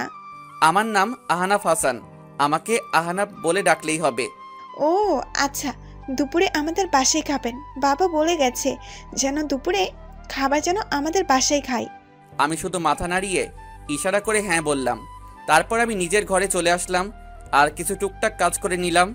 আসার সময় কিছু টাকা নিয়ে এসেছিলাম, এখন আপাতত এই টাকা দিয়ে চলতে হবে, আর কিছুদিনের মধ্যে একটা চাকরি জোগাড় করতে হবে। কিন্তু আমি চাকরি করতে গেলে স্বামীকে কে দেখবে? তারপর আমি দুপুরের সময় বসে আছি, তখনই তনিমা আমার জন্য খাবার নিয়ে আসলো আর স্বামীর জন্য ফিডারে করে দুধ নিয়ে আসলো। আপনি আবার কষ্ট করে নিয়ে আসলেন কেন? আমাকে বললে আমি গিয়ে নিয়ে আসতাম। তা কি করে হয়? আপনি তো আমাদের মেহমান, তাই আপনার ভালো মন্দ দেখার সব দায়িত্ব আমার। তারপর আমি তনিমার কাছ থেকে দুধের ফিডারটা নিয়ে স্বামী দুধ খাওয়াতে যাব, তখন তনিমা বলল, এইসব কাজ আপনাদের না, এসব কাজ আমাদের, তাই আপনি খেয়ে নেন, আমি স্বামীকে দুধ খাওয়াচ্ছি। তারপর আমি দুপুরে খাবার খেতে লাগলাম আর তনিমা স্বামীকে কোলে তুলে খুব যত্ন করে খাওয়াতে লাগলো। মনে হচ্ছে স্বামী তার মায়ের কোলে দুধ খাচ্ছে, আর তনিমা মনে হচ্ছে তার নিজের ছেলেকে কোলে তুলে যত্ন করে দুধ খাওয়াচ্ছে। এইভাবে চলছিল আমাদের দিনগুলি। এখন আমার থেকে তনিমা স্বামীকে বেশি খেয়াল করে, খুব আদর করে স্বামীকে। স্বামী যেন তার নিজের মাকে পেয়েছে। আর তনিমা আমাকেও বেশ কেয়ার করে। আর হ্যাঁ, তনিমার মা বেঁচে নেই। তনিমার বাবা সারাদিন চায়ের দোকানে কাজ করে, আর তনিমা সারাদিন স্বামীকে নিয়ে পড়ে থাকে। আমি কিছুদিন ধরে ভাবছি আমি একটা চাকরি করব, কারণ বাড়ি বসে থাকতে সবসময় ভালো লাগে না। আর এখন স্বামীকে নিয়ে বেশি চিন্তা করি না, কারণ স্বামী দেখাশোনা করার জন্য তনিমা আছে। কারণ আমার থেকে তনিমা স্বামীকে বেশি দেখাশোনা করে। প্রায় সবসময়ই আমি তনিমার কাছে থাকি, আর তনিমা কেমন যেন সবসময় আমাকে কেয়ার করে, সবসময় খোঁজ খবর নেয় কখন কোনটা লাগবে, সব কিছু তনিমা নিয়ে আসে। তারপর আমি কিছুদিনের মধ্যে একটা চাকরি পাই, আর পরশু চাকরিতে জয়েন করতে হবে। তনিমা শোনো, বলছি আমি একটা চাকরি পাইছি, আর ভাবছি চাকরিটা করব, কিন্তু স্বামীকে দেখে রাখবে কে? তাই তুমি যদি স্বামীকে একটু দেখে রাখতে। তো আমাকে বলছেন কেন? যান না, চাকরি করেন। আর এতদিন স্বামীকে মনে হয় অন্য কেউ দেখে রাখছে, যে আজ আমাকে বলছে যে দেখে রাখতে। এতদিন অন্য মানুষ দেখে রাখছে, আমি না হয় এখন দেখে রাখবো। আসলে আমি কথাটা ওভাবে বলতে চাইনি। আমার থেকে তো তুমি ওকে বেশি দেখাশোনা করো, তাই তোমাকে একটু বললাম। এখন তো আমি সে সকালে যাব, আর ফিরতে সন্ধ্যা হয়ে যাবে, তাই বললাম আর কি। আপনি কোনো চিন্তা করবেন না, স্বামীকে আমি ভালোভাবে দেখে রাখবো। আর স্বামী তো আমারই ছেলে, না কি? কি বললে? স্বামী তোমার ছেলে মানে? কই, কখন বললাম? আমি তো বলছি সে তো আমার ছেলের মতোই। ও ঠিক আছে। কিছুদিন ধরে দেখছি তনিমা কেমন যেন সব সময় মনে মনে কি সব বলে, আর কেমন সব সময় আর চোখে আমার দিকে তাকিয়ে থাকে। আমি বুঝতে পারছি তনিমা আমাকে ভালোবাসতে শুরু করেছে, কিন্তু এটা যে কোনোদিন সম্ভব না, কারণ আপনারা তো সবই জানেন, কিন্তু তনিমা তো আর জানে না। তবে আমি বুঝতে পারছি তনিমাকে ছাড়া স্বামী লালন পালন করা সম্ভব না। আর তনিমা কেমন যেন স্বামী নিজের ছেলের মতো দেখাশোনা করে। আর তনিমা মেয়েটা অনেক ভালো, কোনো অহংকার নেই তার মধ্যে। তারপর আমি অফিস জয়েন করলাম। তনিমা এখন আমাকে প্রতিদিন সকালে সব কিছু গুছিয়ে দেয়। সকালে উঠে নাস্তা তৈরি করে দেবে, তারপর সন্ধ্যার পর নিজের স্বামীর মতো করে রাতের খাবার নিয়ে অপেক্ষা করে। কিন্তু তনিমা যা ভাবছে তা কোনোদিন হবার নয়। তনিমাকে আমার সব কিছু বলতে হবে, নইলে পরে অনেক বড় সমস্যা হতে পারে। তাই ভাবলাম তনিমাকে সব কিছু বলে দেব। আমি সকালে অফিসে যাচ্ছি, তখন তনিমার বাবা আমাকে ডাক দিল। আমি তনিমার বাবার কাছে গিয়ে সালাম দিলাম। তনিমার বাবা সালামের উত্তর দিয়ে বলল যেন রাতে তাদের সাথে একসাথে রাতের খাবার খাই, আর কিছু কথা আছে, তাই রাতে এক জায়গায় কথাটা বলবে। আমি এত কিছু না ভেবে অফিসে চলে আসলাম। অফিস শেষে রাতে বাসায় ফিরলাম। ফ্রেশ হয়ে তনিমার বাবার সাথে একসাথে খেতে বসলাম। তখন তনিমার বাবা বলল, দেখো আনাব বাবা, তুমি যেদিন থেকে এখানে এসেছো তুমি দেখছো আমার মেয়েটা কেমন। আর আমার মেয়েটা তোমার ছেলেকে নিজের ছেলের মতো লালন পালন করে, তুমি তো সব জানো। আর আমার মা মরা মেয়েকে কোনোদিনই কষ্ট দেয়নি। আমি আমার মেয়ের কষ্ট হবে বলে আমি আর বিয়ে করিনি, তুমি তো সব জানো। আর স্বামীর জন্য একটা মা দরকার, আর তুমি কতদিন একা একা থাকবে। তাই বলছিলাম কি আমার মেয়েকে তুমি বিয়ে করে নাও বাবা। খুব টেনশন হয় বাবা, বৃদ্ধ হয়ে গেছি, কখন যে কি হয়ে যায় বলা যায় না। আমি তনিমার বাবা হিসেবে বলছি না, আমি তোমার ভালোর জন্যই বলছি। আঙ্কেল কি বলছেন এসব? আর আমি তনিমাকে কোনোদিন ওই চোখে দেখিনি। আর হ্যাঁ, তনিমা মেয়েটা অনেক ভালো, আমার ছেলেকে নিজের ছেলের মতো ভালোবাসে, আর আমারও খুব যত্ন নেয়। কিন্তু এটা সম্ভব না। কথাটা বলার সাথে সাথে তনিমার দিকে তাকালাম, দেখি তনিমার চোখ দিয়ে অঝোর ধারায় কান্না করতে করতে বাইরে চলে গেল। তনিমা মনে হয় আমাকে ভালোবাসে, আর তনিমা মনে হয় আমার কাছ থেকে এই কথা আশা করেনি। তাহলে কেন তনিমাকে বিয়ে করতে পারবে না? কি সমস্যা বলো দেখছি। অনেক সমস্যা আছে আঙ্কেল, আপনি আমার পুরো কাহিনী জানেন না। কেন আমি ছোট একটা বাচ্চা নিয়ে কেন এক শহর থেকে অন্য শহরে চলে আসলাম। আমার একটা পুরনো অতীত আছে, আর সেই অতীত শুনলে আপনি আর আমার সাথে আপনার মেয়েকে বিয়ে দিবেন না। তোমার একটা অতীত আছে? কই, তুমি তো আমাকে আগে বলনি। তখন বলার মতো পরিস্থিতি ছিল না, তাই বলিনি। কিন্তু আপনাদের কাছ থেকে আর লুকাবো না, সব বলবো আজ। তারপর আমি তনিমাকে ডাকলাম, আর আমার অতীতের পুরো কাহিনী বলতে থাকলাম। তারপর আমি আমার পুরানো অতীত সব খুলে বললাম। দেখি তনিমা কান্না করতে করতে অন্য রুমে চলে গেল, আর তনিমার বাবা কোনো কথা না বলে চলে গেল। তারপর আমি নিজের রুমে চলে আসলাম। দেখি আমার ছেলেটা ঘুমিয়ে আছে। আজ মা বাবা আর রিমির কথা খুব মনে পড়ছে। এতদিনে হয়তো রিমি অন্য কারোর সাথে বিয়ে করেছে, কারণ রিমির কাছে তো আমি একটা খারাপ মানুষ ছিলাম। আর মা মনে হয় আমার উপর এখনও রেগে আছে। পুরনো কথা ভাবতে ভাবতে কখন যে স্বামীর পাশে ঘুমিয়ে পড়েছি নিজেই জানি না। পরের দিন সকালে উঠে ফ্রেশ হয়ে নিলাম, অফিসে যাওয়ার জন্য রেডি হচ্ছি। কিন্তু আজ তনিমা আমাকে নাস্তা করতে ডাকলো না। মনে হয় আমার উপর রেগে আছে। কিন্তু আমি অফিসে গেলে স্বামীর কি হবে? স্বামীর বয়স 8 মাস, তাই তাকে একা রেখে যাওয়া যাবে না। প্রতিদিন তনিমা স্বামীকে তার কাছে নিজের মায়ের মতো দেখাশোনা করত। কিন্তু আজ কি হবে? আমি বিছানায় মাথা নিচু করে বসে আছি। তখনই তনিমা আসলো আর বলল, আপনি অফিসে চলে যান, আমি স্বামীকে দেখে রাখছি। আসলে কাল একটু দেরি করে ঘুমানোর জন্য সকালে উঠতে দেরি হয়ে গেল, তাই আপনার জন্য নাস্তা তৈরি করতে পারলাম না। কাল থেকে আবার তৈরি করে দেব। আমি তনিমার দিকে তাকিয়ে দেখি তনিমার চোখ মুখ ফুলে আছে, আর চোখ কিছুটা লাল হয়ে আছে। মনে হয় সারা রাত কান্না করেছে। তনিমা, আমাকে তুমি ক্ষমা করে দাও। তোমাদের কাছ থেকে আমার পুরনো অতীত লুকানোর জন্য যদি সেদিন সবকিছু বলে দিতাম, তাহলে আজ তোমাকে কষ্ট পেতে হতো না। কিন্তু কি করব বলো? আমি যে চাইলেও সবকিছু ভুলে যেতে পারবো না। আপনি কেন ক্ষমা চাইছেন? আর অন্যায় তো আমি করেছি। আমি আপনার সম্পর্কে সবকিছু না জেনে আপনাকে ভালোবেসেছি। আমি আর আপনাদের মধ্যে আসবো না, কিন্তু স্বামীকে আমার কাছ থেকে দূরে রাখবেন না। স্বামী আপনার ছেলে, আমি কোনোদিন ভাবিনি, সব সময় নিজের ছেলে মনে করে এসেছি। প্লিজ স্বামীকে আমার কাছ থেকে দূরে সরিয়ে দেবেন না। আমি তনিমার কথা চোখ দিয়ে টপটপ করে পানি পড়তে থাকলো। রিমির মধ্যে আর তনিমার মধ্যে কত পার্থক্য! রিমি নিজের সন্তানকে অমানুষ বলে, গালাগালি করে, আর তনিমা স্বামী কিছু না হওয়া সত্ত্বেও স্বামীর জন্য কত ভালোবাসা তার। আমি স্বামীর কাছে গিয়ে স্বামীর 2 গালে 2টা চুমু দিয়ে স্বামীকে তনিমার কোলে তুলে দিয়ে চলে আসলাম অফিসে। এভাবে চলতে থাকলো আমার একাকিত্ব জীবন। এখন স্বামী হাঁটতে শিখে গেছে, আর সব সময় তনিমার সাথে সব সময় দুষ্টামি করে। তনিমা এখন আর আমার উপর তেমন অধিকার দেখায় না। হয়তো তনিমা বুঝে গেছে যে পাওয়ার নাই তা নিয়ে ভেবে লাভ নাই। আর তনিমা স্বামীকে সব সময় কাছে রাখে, খুব আদর করে স্বামীকে। একদিন অফিস থেকে বাসায় আসলাম, তখন তনিমা স্বামীকে আমার কাছে দিতে আসলো। আজ স্বামী আমাকে মা ডেকেছে জানেন? তনিমা, তুমি সব জানো আমার প্রতি ঘটে যাওয়া সব ঘটনা, আর আমি চাই না স্বামী আপনাকে মা বলে ডাকুক, কারণ আপনি তো আর সারা জীবন আর স্বামীকে দেখাশোনা করবেন না। আজ না হয় কাল তোমার বিয়ে হয়ে যাবে, তখন আমি চাই না স্বামী তার মায়ের জন্য কান্না করুক। তাই তুমি ভবিষ্যতের কথা চিন্তা করে এখন মানিয়ে নিলে খুশি হতাম।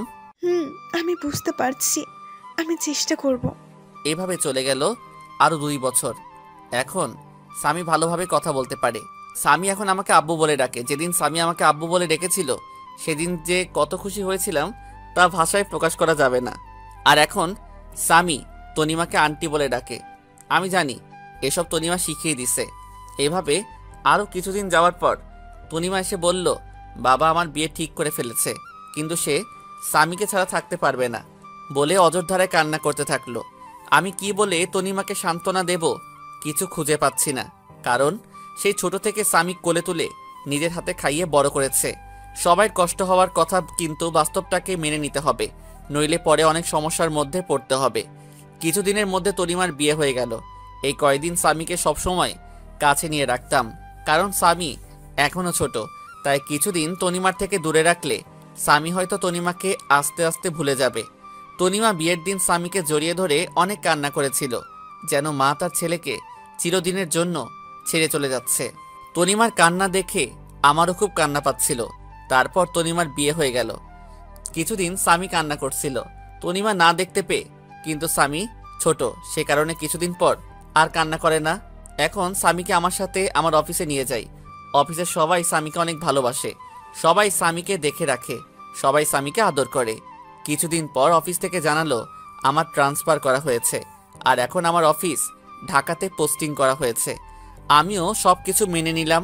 তনিমার বাবার কাছ থেকে বিদায় নিয়ে ঢাকাতে চলে আসলাম। তবে ঢাকাতে আসার আগে তনিমা কিভাবে খবর পেয়েছিল আমরা একেবারের জন্য ঢাকায় চলে যাচ্ছি। সেদিন তনিমা এসে স্বামীকে কোলে তুলে অনেক আদর করে আর বলে মাঝে যেন তার সাথে দেখা করি। তারপর আমরা ঢাকায় চলে আসি। তারপর দেখতে দেখতে আরও 2টা বছর চলে গেল। এখন স্বামীকে একটা স্কুলে ভর্তি করিয়ে দিছি। আমি অফিসে যাওয়ার সময় স্বামীকে স্কুলে দিয়ে আসি, আর স্কুল শেষে স্বামীকে আমার অফিসে নিয়ে আসি। তারপর অফিস শেষে দুজন বাসায় চলে আসি। একদিন স্বামী বলল, আব্বু আব্বু তুমি জানো স্কুলে আমার সব বন্ধুরা তাদের আম্মুর সাথে যায়, তাদের আম্মু তাদের কত ভালোবাসে, কিন্তু আমার আম্মু নেই কেন? ও আব্বু বলো আব্বু, আমার আম্মু কোথায়? আমি স্বামীর কথা শুনে অনেক অনেক বেশি অবাক হলাম, কারণ এই 5 বছরে আমি একদিনও তার মায়ের কথা জিজ্ঞাসা করিনি। তাহলে আজ কেন তার মায়ের কথা জিজ্ঞাসা করলো? মনে হয় স্কুলে তার বন্ধুদের মায়ের সাথে আসতে দেখে স্বামীরও তার মায়ের কথা মনে পড়ছে। বাবা, তোমার আম্মু আমাদের উপর রেগে আছে, তাই আমাদের কাছে থাকে না। তোমার আম্মু আমাদের ছেড়ে দূরে কোথাও চলে গেছে। আব্বু আমাদের উপর কি কারণে রাগ করেছে? আমি কি ছোটবেলায় খুব দুষ্টুমি করতাম আম্মুর সাথে? না বাবা, তোমার আম্মু আমার উপর রেগে চলে গেছে। তোমার আম্মু ভালো না, আমার পিচ্চি বাবুটার কষ্ট বোঝে না, তাই তোমার আম্মু ভালো না। আব্বু তুমি কি বলেছিলে যে আম্মু রাগ করে চলে গেছে? আমার একটা রাজকুমারের খুব দরকার ছিল, কিন্তু তোমার আম্মু আমাকে দিতে রাজি ছিল না, তাই তোমার আম্মু রাগ করে চলে গেছে। আব্বু তাহলে তোমার আব্বু আম্মু কোথায়? তারা কেন আমাদের সাথে থাকে না? আমার আম্মু আব্বু আমাকে খুব ভালোবাসতো। ঠিক আমি যেভাবে তোমাকে আদর করি, ঠিক সেভাবে আমাকেও আদর করতো। তাহলে তোমার আম্মু আব্বু কোথায়? আমি তো আমার আব্বুর সাথে থাকি, তুমি কেন তোমার আব্বুর সাথে থাকো না? তোমার আম্মুর জন্য আমার আম্মু আব্বু আমার উপর রেগে চলে গেছে। তাহলে আমার আম্মুর কাছে কোনোদিন যাব না। কেন যাবে না? তুমি তোমার আম্মুর কাছে, তুমি তো এইমাত্র বললে আমি আম্মুর কাছে যাব। না যাব না, আম্মু খুব খারাপ, অনেক পচা। আমার আম্মুর জন্য তোমার আম্মু আব্বু তোমার উপর রাগ করে চলে গেছে। পরে যদি আম্মুর জন্য তুমি যদি আমার উপর রেগে আমাকে ছেড়ে চলে যাও? না বাবা, তোমাকে ছেড়ে আমি কোথাও যাব না। মুয়া। আব্বু আমি তোমার আম্মুর আব্বুর কাছে যাব। কেন? তুমি আমার আম্মু আব্বুর কাছে যাবে কেন? আমি তোমার আম্মু আব্বুর কাছে গিয়ে মাপ চাইবো, যেন আমার আব্বুর ওপর যেন আর রেগে না থাকে। না বাবা, তারা তোমার কথা শুনবে না। আমার উপর আমার আম্মু অনেক রেগে আছে। না আব্বু আমি যাব, আর তোমার আম্মুর কাছে পা জড়ি ধরে মাপ চাইবো, যেন তোমাকে মাপ করে দেয়। আচ্ছা বাবা, তোমার পরীক্ষা শেষ হলে নিয়ে যাব। ঠিক আছে বাবা? ঠিক আছে আব্বু। তাই বলে স্বামী শুয়ে পড়ল, আর আমি ভাবতে থাকলাম আমাকেও অনেক মা বাবাকে দেখতে ইচ্ছে করছে। অনেকদিন মা বাবাকে দেখিনি, তাই স্বামীর পরীক্ষা শেষ হলে কিছুদিনের জন্য আবার সেই নিজের চিরচেনা শহর যশোরে যাব। এতদিনে মনে হয় রিমি আর একটা বিয়ে করে স্বামীর সাথে সুখে শান্তিতে সংসার করছে। রিমি সুখে থাকলেই ভালো, আমি আর কারো প্রতি মায়া জন্মাতে দেব না। এক রিমিকে ভালোবেসে আমার জীবনটা শেষ করে দিয়েছে, আমার মা বাবার কাছ থেকে আলাদা করে দিছে। আমি আর আমার ছেলের মাঝখানে অন্য কাউকে আসতে দেব না। তারপর পুরনো কথা ভাবতে ভাবতে কখন যে ঘুমিয়ে পড়েছি ঠিক খেয়াল নেই। তারপর সকালে ফ্রেশ হয়ে স্বামীকে তৈরি করে স্বামীর স্কুলে নামিয়ে দিয়ে আমি অফিসে চলে আসলাম। এইভাবে দেখতে দেখতে স্বামীর পরীক্ষা শেষ হয়ে গেল, আর আমারও অফিস কিছুদিনের জন্য ছুটি নিয়ে আমার নিজের শহরে যাওয়ার জন্য ব্যাগপত্র গুছিয়ে নিলাম। পরের দিন রাত 12টার সময় ঢাকা টু যশোর 2টা টিকিট কিনে বাসে উঠে পড়লাম। আজ 5 বছর পর নিজের শহরে যাচ্ছি। মনের মধ্যে কেমন অন্যরকম একটা ভয় কাজ করছে। দীর্ঘ 6 ঘন্টা জার্নি করার পরে নিজের শহরে পৌঁছালাম। খুব ভালো লাগছে। অনেক দিন পর নিজের শহরে আসলাম। অনেক স্মৃতি জড়িয়ে আছে এই শহরের সাথে। তারপর একটা সিএনজি নিয়ে নিজের বাড়ির দিকে রওনা হলাম। 30 মিনিট পর আমার বাসার সামনে আসলাম। বাড়িটা এখনো আগের মতো রয়েছে। এবারেও মনে হয় বাড়িতে চুনকাম করা হয়নি। আমি দরজার সামনে দাঁড়িয়ে কলিং বেল বাজালাম। কিছুক্ষণ পর দরজা খুলে গেল, আর আমার মা দরজা খুলে দিল। মা আমাকে দেখে আমার দিকে অবাক দৃষ্টিতে তাকিয়ে আছে। মা আমাকে দেখে অঝোর ধারায় কান্না করে দিল, আর আমাকে জড়িয়ে ধরে হাউমাউ করে কান্না করছে। আমিও 5 বছর পর মাকে দেখে আমিও কান্না করে দিলাম। আব্বু তুমি কান্না করছো কেন? আর ইনি কি তোমার আম্মু? হঠাৎ করে স্বামী ডাকে আমাদের হুঁশ ফিরল। মা আমাকে ছেড়ে দিয়ে বলল, আমার দাদু ভাই। আমি মাথা ঝাঁকিয়ে ইশারা করে বললাম, হ্যাঁ। এবার মা নিচু হয়ে স্বামীর সামনে বসে পড়ল, আর সারা মুখে মা চুমু দিতে থাকলো, আর জড়িয়ে ধরে কান্না করতে লাগলো, আর বলল, বাবা আহনাফ, আমাকে ক্ষমা করে দে বাবা। তোকে না বুঝে অনেক কষ্ট আর অবহেলা করেছি রে বাবা, আমাকে তুই মাফ করে দে। মা কি বলছো তুমি? ছেলের কাছে কোনো মা মাপ চাই? তুমি আমাকে মাফ করে দাও এই 5 বছর তোমাদেরকে ছেড়ে দূরে থাকার জন্য। তুমি কাঁদছো কেন আব্বুর আম্মু?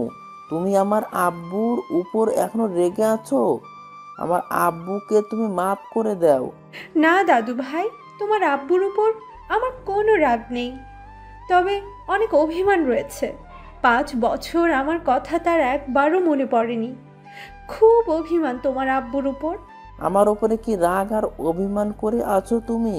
যদি রাগ থাকে তাহলে আব্বুর মতো আমাকেও মাফ করে দাও। না দাদু ভাই, তোমার উপর কোনো রাগ বা অভিমান নেই। তুমি তো আমার সোনা দাদু ভাই। তাহলে আজ থেকে আমি তোমাকে কি বলে ডাকবো? আমাকে দাদু ভাই বলে ডাকবে, কেমন? আচ্ছা দাদু ভাই, তাই বলবো। তারপর আমরা বাসার ভিতরে ঢুকে গেলাম। বাসাটা ঠিক আগের মতোই আছে, কিছু পরিবর্তন হয়নি, শুধু অবহেলাটা নেই। তারপর ব্যাগপত্র নিয়ে আমি আর স্বামী উপরে উঠে রুমে প্রবেশ করলাম।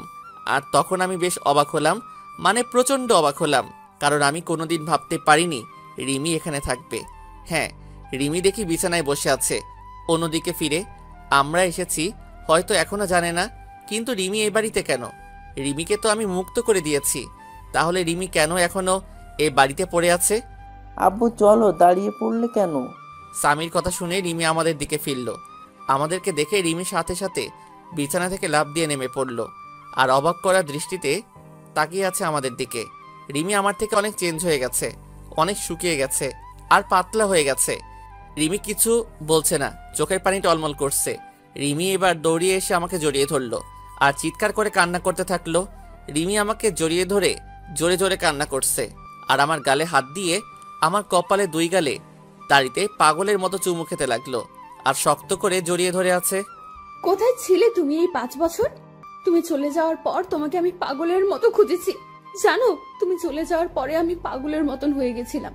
তোমাকে অবহেলা করতে করতে কখন যে ভালোবেসে ফেলেছিলাম নিজেই জানি না। কিন্তু আমাকে কি না বলতে দিয়ে আমাকে ছেড়ে চলে গেলে? খুব ভালোবাসি তোমাকে, প্লিজ আমাকে আর ছেড়ে চলে যেও না। আমি রিমিকে এক ঝটকায় সরিয়ে দিলাম আর বললাম, কে আপনি? আর আমাকে এভাবে জড়িয়ে ধরে কান্না করছেন কেন? আর কি সব ভালোবাসার কথা বলছেন? আমি কাউকে ভালোবাসতাম, এখন আর কাউকে ভালোবাসি না। রিমি আমার কথা শুনে যেন মনে হলো রিমির মাথায় যেন আকাশ ভেঙে পড়ল। রিমি আমার দিকে করুণ দৃষ্টিতে তাকিয়ে আছে। প্লিজ আহনাফ, আমাকে মাফ করে দাও। আমি তোমাকে ছাড়া বাঁচতে পারবো না। আমাকে আর কষ্ট দিও না। তোমার দেওয়া কষ্ট আমি আর সহ্য করতে পারছি না। প্রতিদিন রাতে তোমার কথা ভেবে অনেক কষ্ট করতাম, অনেক কান্না করতাম। তুমি আসবে বলে প্রতিদিন তোমার পথের দিকে চেয়ে থাকতাম। তুমি আসবে আর আমাকে তোমার বুকে জড়িয়ে ধরে রাখবে। প্লিজ আমাকে মাফ করে দাও, আমি আর কষ্ট সহ্য করতে পারছি না। হাসালে, তুমি আমাকে ভালোবাসো তাই না? কোথায় ছিল তোমার এত ভালোবাসা যেদিন তোমাকে একবার দেখার জন্য টানা 2 বছর তোমার পিছনে পড়েছিলাম? কোথায় ছিল তোমার ভালোবাসা যেদিন আমি ভালোবাসার নামে শুধু অবহেলা পেয়েছি? তোমার কাছে প্রতিদিন মাফ চাইতাম আমার একটা মাত্র অন্যায়ের জন্য, কিন্তু আমি কি পেয়েছি? শুধু কিছু সুন্দর সুন্দর গালাগালি আর মায়ের অবহেলা।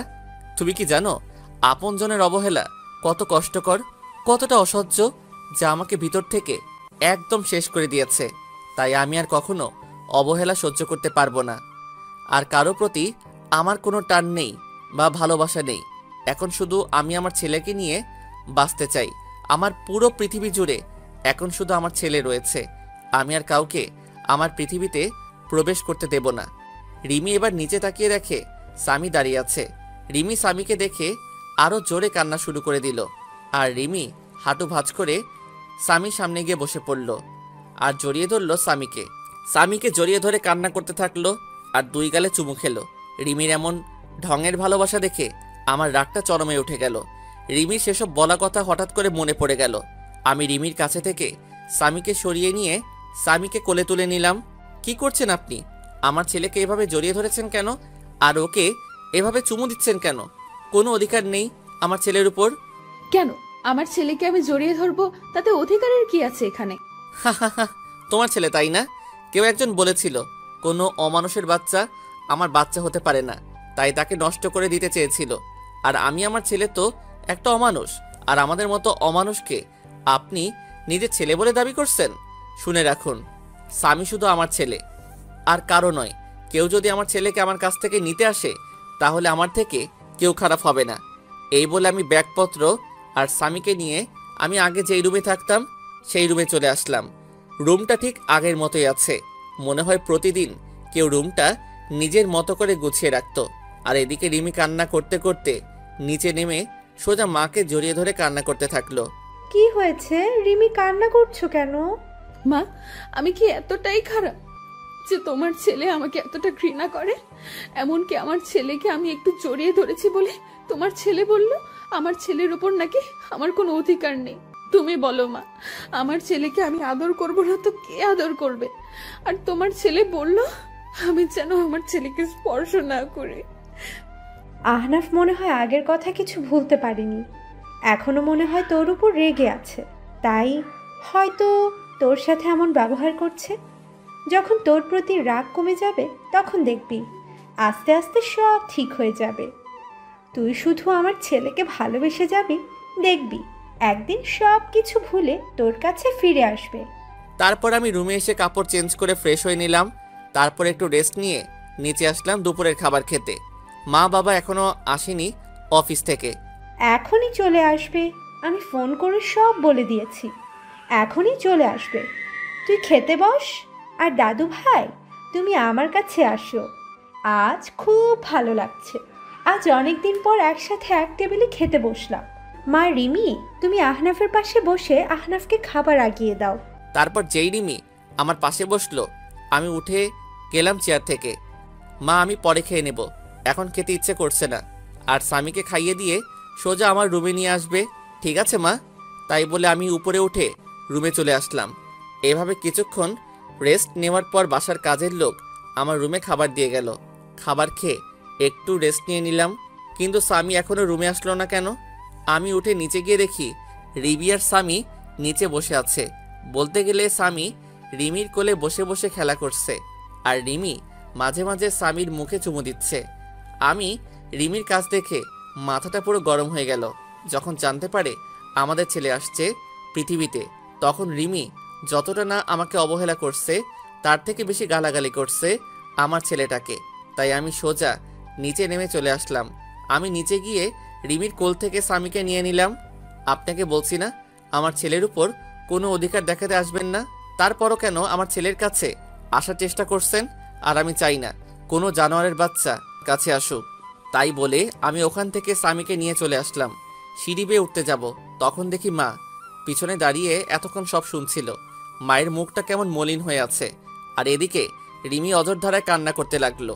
রুমে এসে একটু রেস্ট নেওয়ার পর কেউ আমার নাম ধরে চিল্লাতে চিল্লাতে উপরে উঠে আসছে। আমি বাইরে আসতেই দেখি বাবা আমার নাম ধরে চিল্লাচ্ছে। আমি গিয়ে বাবাকে জড়িয়ে ধরলাম আর ভালো মন্দ জিজ্ঞাসা করে বাবাকে রুমে নিয়ে গেলাম। বাবা, তোমার দাদাভাই আমার ছেলে স্বামী। বাবা স্বামীকে দেখে কোলে তুলে আদর করতে লাগলো। তারপর বাবার সাথে কিছুক্ষণ কথা বলে বাবা চলে গেল। তারপর আমি আর স্বামী একটু ঘুমিয়ে বিকালে উঠে একটু বাইরে হাঁটতে বের হলাম। অনেকদিন পর এই এলাকাতে আসলাম। কিছু চেনা পরিচিত মানুষের সাথে কথা বলে রাতে বাসায় আসলাম। আমি আর স্বামী রুমে বসে আছি, তখন রিমি রুমে আসলো। চলেন, রাতের খাবার খেয়ে নেবেন, সবাই নিচে অপেক্ষা করছে।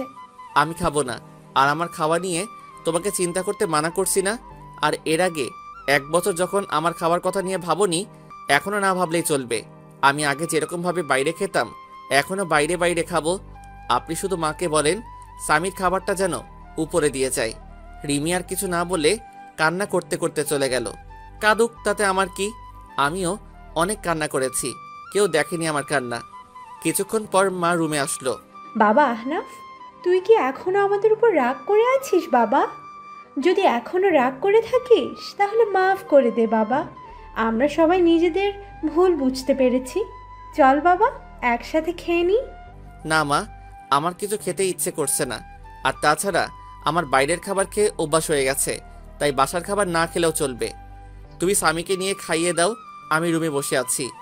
মা আর কোনো কথা না বলে স্বামীকে নিয়ে চলে গেল। যাওয়ার সময় দেখলাম মায়ের চোখে হালকা পানি টলমল করছে। খুব কষ্ট হলো মায়ের চোখে পানি দেখে। মা কোনো দোষ করেনি, রিমির জন্যই তো মা আমাকে অবহেলা করত। না, মাকে আর কষ্ট দেব না। তারপর কিছুক্ষণ পর দেখি রিমি স্বামীকে দিয়ে গেল, আর আমি স্বামীকে বিছানায় বসিয়ে রুমের দরজা বন্ধ করে দিলাম। রিমির চোখে পানি দেখলাম, কাঁদলে কাঁদুক, তাতে আমার কিছু করার নেই। বিছানায় শুয়ে শুয়ে ভাবছি রিমি আমাকে আগে দু চোখে দেখতে পারতো না, আর এখন কেমন দৃষ্টিতে তাকিয়ে থাকে। রিমির চোখে এখন আমার জন্য অন্য কিছু দেখি। হয়তো আমার অনুপস্থিতিতে আমাকে ভালোবেসে ফেলছে। কিন্তু রিমির উপর যে এখন আমার কোনো রকম ফিলিংস কাজ করে না। 5 বছর আগের কথা মনে পড়লে ভীষণ রাগ আর কষ্ট হয় খুব। পুরনো কথা ভাবতে ভাবতে কখন যে ঘুমিয়ে গেছি নিজেই জানি না। পরের দিন সকালে ঘুম থেকে উঠে দেখি স্বামী বিছানায় নেই। আমি তাড়াতাড়ি বিছানা থেকে উঠে চোখ মুছতে মুছতে নিচে এসে দেখি স্বামীকে সুন্দর পোশাক পরিয়ে নিজের কোলে তুলে খুব সুন্দর করে নিজের হাতে খাইয়ে দিচ্ছে, আর তারা কথা বলছে। বাবা, তোমার এতদিন মায়ের কথা মনে পড়েনি? খুব মনে পড়তো আম্মু। আমার স্কুলের সব বন্ধুদের তাদের মা স্কুলে নিয়ে যেত, আবার নিয়ে আসতো। খুব মন খারাপ হতো তখন, কিন্তু আব্বুকে যেই মায়ের কথা বললাম তখন আব্বু বলতো আমার নাকি কোনো মা নেই, আমার মা নাকি খুব পচা। আমাকে আর আব্বুকে অনেক গালাগালি করতো আর অবহেলা করতো। কিন্তু আম্মু, তুমি তো অনেক ভালো আম্মু, তাহলে আব্বু ওরকম কথা বলতো কেন যে তুমি অনেক খারাপ পচা? স্বামীর কথা শুনে রিমির মুখটা মুহূর্তের মধ্যে ফ্যাকাশে হয়ে গেল, কারণ সে নিজেই তো তার ছেলেকে আর আহনাফ অনেক গালাগালি আর অনেক খারাপ ভাষায় কথা বলেছে। ভাবতেই চোখ দিয়ে 2 ফোঁটা নোনা জল বের হলো। আমি আর দাঁড়িয়ে না থেকে রিমির সামনে চলে গেলাম। এই যে মিস ভদ্রমহিলা, আপনার লজ্জা করে না পরের ছেলেকে আদর করতে? আর আমাদের মতো পাপী নোংরা মানুষকে স্পর্শ করলে আপনার আবার সমস্যা হবে। আর স্বামী, তোমাকে না বলছি আমাকে না বলে কোথাও যাবে না, তাহলে কেন এখানে আসছো? আর আমি বলেছি না তোমার আম্মু নেই, তাহলে কেন এই মহিলাকে আম্মু বলছো? আর যেন কোনোদিন তোমাকে আম্মু বলতে না দেখি, মনে থাকবে তো? আর আমি তোমার আব্বু আম্মু, মনে থাকবে তো? আব্বু, কিন্তু এই আম্মুটা বলেছে উনি নাকি আমার আম্মু, তাই আমি আম্মু বলে ডেকেছি। আর এই আম্মু আমার অনেক ভালোবাসে আর আদর করে, আমি আম্মু বলে ডাকি। চুপ, একদম চুপ। আর একবার আম্মু বলে তোমাকে একটা থাপ্পড় মারবো। স্বামী আমার ঝাড়ি শুনে ভয় পেয়ে গেল আর কান্না করতে লাগলো। প্লিজ স্বামীকে বকবেন না, ওর কোনো দোষ নেই। আমি ওকে জোর করে নিয়ে আসছি। আর ওকে কেন পাপী নোংরা বলছেন? ও তো একটা ছোট বাচ্চা। এই কথাটা আজ থেকে 5 বছর আগে আমার ছেলেকে বলেছিল। তখন সে একদম বাচ্চা ছিল, একদম নিষ্পাপ ছিল। এতটাই নিষ্পাপ ছিল যে তার তখনও জন্ম হয়নি। তখন থেকে সে অন্যায়ভাবে নিয়মিত অমানুষ পাপী জানোয়ার বলে স্বীকৃতি পেয়েছে। আমার কথা শুনে রিমি এবার মাথাটা নিচু করে জোরে জোরে কান্না করতে করতে ফ্লোরে বসে পড়ল আর কান্না করতে থাকলো। আমি স্বামীকে নিয়ে চলে আসলাম উপরে। স্বামী কান্না করতে করতে আমার কাঁধের উপর ঘুমিয়ে পড়েছে। আমি স্বামীকে বিছানায় রেখে ফ্রেশ হতে চলে গেলাম। ফ্রেশ হয়ে গুছিয়ে নিলাম, একটু বাবার অফিসে যাব। আজ অনেক দিন পর একটু অফিসে যাব, কিন্তু স্বামী ঘুমিয়ে পড়েছে। ওকে রেখে যাব নাকি সাথে নিয়ে যাব, এই নিয়ে চিন্তায় পড়ে গেলাম। তারপর স্বামীকে রেখে যাওয়ার সিদ্ধান্ত নিলাম। তারপর রুম থেকে বেরিয়ে মায়ের কাছে চলে গেলাম। মা, আমি একটু অফিস যাচ্ছি। স্বামী ঘুমিয়ে আছে, আমি জেগে গেলে তোমার কাছে রাখবে, আর যেন কেউ ওকে স্পর্শ করে না, তাহলে আমার থেকে খারাপ কেউ হবে না। বাবা আহনাফ, তুই এখনো পুরনো কথা ভুলতে পারিসনি। বাবা, আগের সব কথা ভুলে গিয়ে নতুন করে শুরু করা যায় না? মা, আমি চাইলেও কিছু ভুলতে পারবো না, যার জন্য আমার জীবন থেকে 5টা বছর কষ্ট আর অবহেলায় কেটেছে। 5 বছর আমার মা বাবার সাথে সম্পর্ক বিচ্ছিন্ন করছে একটা নিষ্পাপ শিশু। তার জন্য 5 বছর মায়ের আদর থেকে বঞ্চিত হয়েছে। কিভাবে সবকিছু ভুলে যাব বলো মা? আমি এখানে আসতে চাইতাম না, শুধু স্বামী তোমাদের দেখবে বলে আসছি এখানে। আর যদি তোমরা মনে করো আমি এসে তোমাদেরকে আবার বিরক্ত করছি, তাহলে একবার বলো, এখনই চলে যাব, আবার চিরদিনের জন্য। না বাবা, যাস না তুই। যেভাবে থাকিস আমরা আর কিছু বলবো না, কিন্তু আমাদের ছেড়ে আর যাস না। আর কত কষ্ট দিবি এই মাটাকে? আমি কোনো কথা না বলে চলে আসলাম ওখান থেকে। তারপর সোজা অফিসে চলে আসলাম। অফিসে সবার সাথে বেশ আড্ডা দিলাম, যারা নতুন স্টাফ তাদের সাথে পরিচয় হয়ে নিলাম। তারপর দুপুরে বসে আছি, লাঞ্চ করার সময় হয়ে গেছে। আমি নিজের ডেস্কে বসে আছি, তখন বাবা আসলো আর বলল, চল আহনাব, লাঞ্চ করে আসি। কিন্তু আমি যেতে চাইলাম না, শুধু স্বামীর জন্য বাসায় আসলাম। বাবা কলিং বেল বাজালো। কিছুক্ষণ পর মা এসে দরজা খুলে দিল। আমি ভিতরে ঢুকে দেখি স্বামী আর রিমি দুজনে হেসে হেসে খেলা করছে আর দুষ্টামি করছে। রিমি আমাকে আসতে দেখে রিমি স্বামীর থেকে দূরে সরে গেল, মনে হয় কিছুটা ভয় পাইছে। আমি আর কিছু বললাম না, কারণ এখানে বাবা রয়েছে। আমি চুপচাপ স্বামীকে নিয়ে উপরের রুমে চলে আসলাম। কিছুক্ষণ পর রিমি রুমে আসলো। আপনাকে নিচে ডাকছে দুপুরের খাবার খেতে। সবাই নিচে বসে আছে, অপেক্ষা করছে। আমি খাবো না, ক্ষুধা নাই, বাইরে থেকে খেয়ে নিব। আপনি চলে যান সামনে থেকে। কেন বাইরে খাবেন কেন?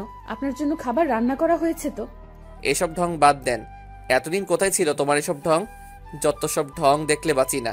আর একটা কথা, আপনাকে না বলা হয়েছে স্বামীর থেকে দূরে থাকবেন? কারণ আমি কিছুদিনের জন্য এখানে এসেছি, আবার কিছুদিন পর কাউকে না বলে হঠাৎ করে হারিয়ে যাব। তাই স্বামীর সাথে বেশি কথা বলবেন না, পরে সমস্যা হবে। তখন বারবার আপনার কাছে যাইতে চাইবে, আর সেটা কোনোদিন সম্ভব না। আর বিকালে আমি উকিলের কাছে যাব, কারণ 5 বছর আগে যেই কাজ করতে চেয়েছিলাম সেটা এখন করব। মানে আপনাকে ডিভোর্স দিয়ে চিরদিনের জন্য মুক্ত করে দেব। রিমি এবার দৌড়িয়ে এসে আমার পা জড়িয়ে ধরল আর বলল, প্লিজ আনাব, একবার আমাকে ক্ষমা করে দাও। আর কষ্ট দিও না, অনেক কষ্ট সহ্য করেছি, আর পারছি না। তুমি যদি চলে যাও তাহলে যাবার আগে আমাকে খুন করে যাবে, কারণ তোমাকে আর আমার ছেলেটাকে ছাড়া আমি বাঁচতে পারবো না। তুমি চলে যাবার আগে আমাকে তোমার হাত দিয়ে খুন করে চলে যাবে, তাহলে আমাকে আর কোনোদিন কষ্ট পেতে হবে না। রিমির কান্না দেখে আমার খুব খারাপ লাগলো, খুব কষ্ট হতে লাগলো। কারণ রিমিকে তো আমি পাগলের মতো ভালোবাসতাম, এখনো ভালোবাসি। কিন্তু আমার রাগ আর অভিমানের কাছে আমার ইগোটা বারে বারে হার মেনে যাচ্ছে। তখন স্বামী আমাদের কাছে আসলো। স্বামী সোজা গিয়ে রিমির সামনে গিয়ে রিমির চোখের পানি মুছে দিচ্ছে। আম্মু, তুমি আব্বুর পা ধরে কান্না করছো কেন? তুমি কেঁদো না আম্মু, আমিও কিন্তু কেঁদে দেব। আর আব্বু, আম্মু তোমার কাছে কিসের জন্য মাপ চাইছে? তুমি আম্মুকে মাপ করে দাও আব্বু। স্বামী, তুমি তোমার দাদু ভাইয়ের কাছে যাও। আর তুই আমার ছেলেটাকে নিজের করে নিয়েছিস, যে তোর হয়ে কথা বলছে তোকে ক্ষমা করে দিতে পারি। তাহলে আমার জীবন থেকে 5 বছর ফিরিয়ে দেই, যেখানে আমি প্রতিনিয়ত অবহেলা পেয়েছি। তোর কারণে আমি 5 বছর মা বাবার থেকে দূরে থেকেছি। তোর কারণে মায়ের কাছ থেকে যে অবহেলা পেয়ে প্রতি রাতে কান্না করেছি, কষ্টে বুক ফেটে চিৎকার করে কান্না করতাম। দিতে পারবি সেই চোখের পানি? তোর জন্য আমার ছেলেটা 5 বছর মায়ের আদর থেকে বঞ্চিত হয়েছে। ফিরিয়ে দিতে পারবি আমার জীবনের সবচেয়ে কালো অধ্যায় ভুলিয়ে দিতে? রিমি কোনো কথা না বলে ফ্লোরে বসে বসে কান্না করছে। আমি রুম থেকে চলে আসলাম বাইরে। তারপর স্বামীকে নিয়ে বাসা থেকে বের হয়ে গেলাম। ভীষণ রাগ হচ্ছে রিমির উপর। যখন আমাদের ছেলে গর্ভে ছিল তখন মনে ছিল না এসব কথা? যত সব আহ্লাদখানি দেখলে বাঁচি না। তারপর সোজা ভালো একটা উকিলের কাছে আসলাম, যেন 20 দিনের মধ্যে ডিভোর্স পেপার রেডি করতে পারে। তারপর উকিলের সাথে সব কথা বলে বাইরে চলে আসলাম। রাত 9টার সময় আমি আর স্বামী বাইরে থেকে কিছু খাবার খেয়ে রাতে বাসায় আসলাম, কারণ স্বামীকে আবার বেশি রাত পর্যন্ত বাইরে রাখা যাবে না। তাই বাসায় চলে আসলাম। বাসায় এসে রুমে একটু রেস্ট নিচ্ছি, তখন রিমি আসলো আমার রুমে। আম্মু রাতের খাবার খাওয়ার জন্য ডাকছিল, আপনি আসবেন না। না, আমি আর স্বামী বাইরে থেকে খেয়ে এসেছি, এখন আমরা কেউ ডিনার করব না। আর আপনাকে না মানা করছি আমাদের উপর কোনো রকম অধিকার ফলাবেন না, তাও আপনার লজ্জা করে না? কেন বারবার নীল লজ্জের মতো আমার রুমে আসেন? হ্যাঁ, রিমির চোখ দুইটা পানিতে টলমল করছে, এখনই মনে হয় পানি ছেড়ে দেবে। স্বামীকে কেন বাইরে খাবার খাওয়ালেন? ও তো এখনো ছোট, বাইরের খাবার খাইলে শরীর অসুস্থ করবে। কেউ একদিন আমাদের বলেছিল রাস্তায় কুকুর, আর রাস্তার কুকুররা বাইরের খাবার খাইলে কিছু হবে না।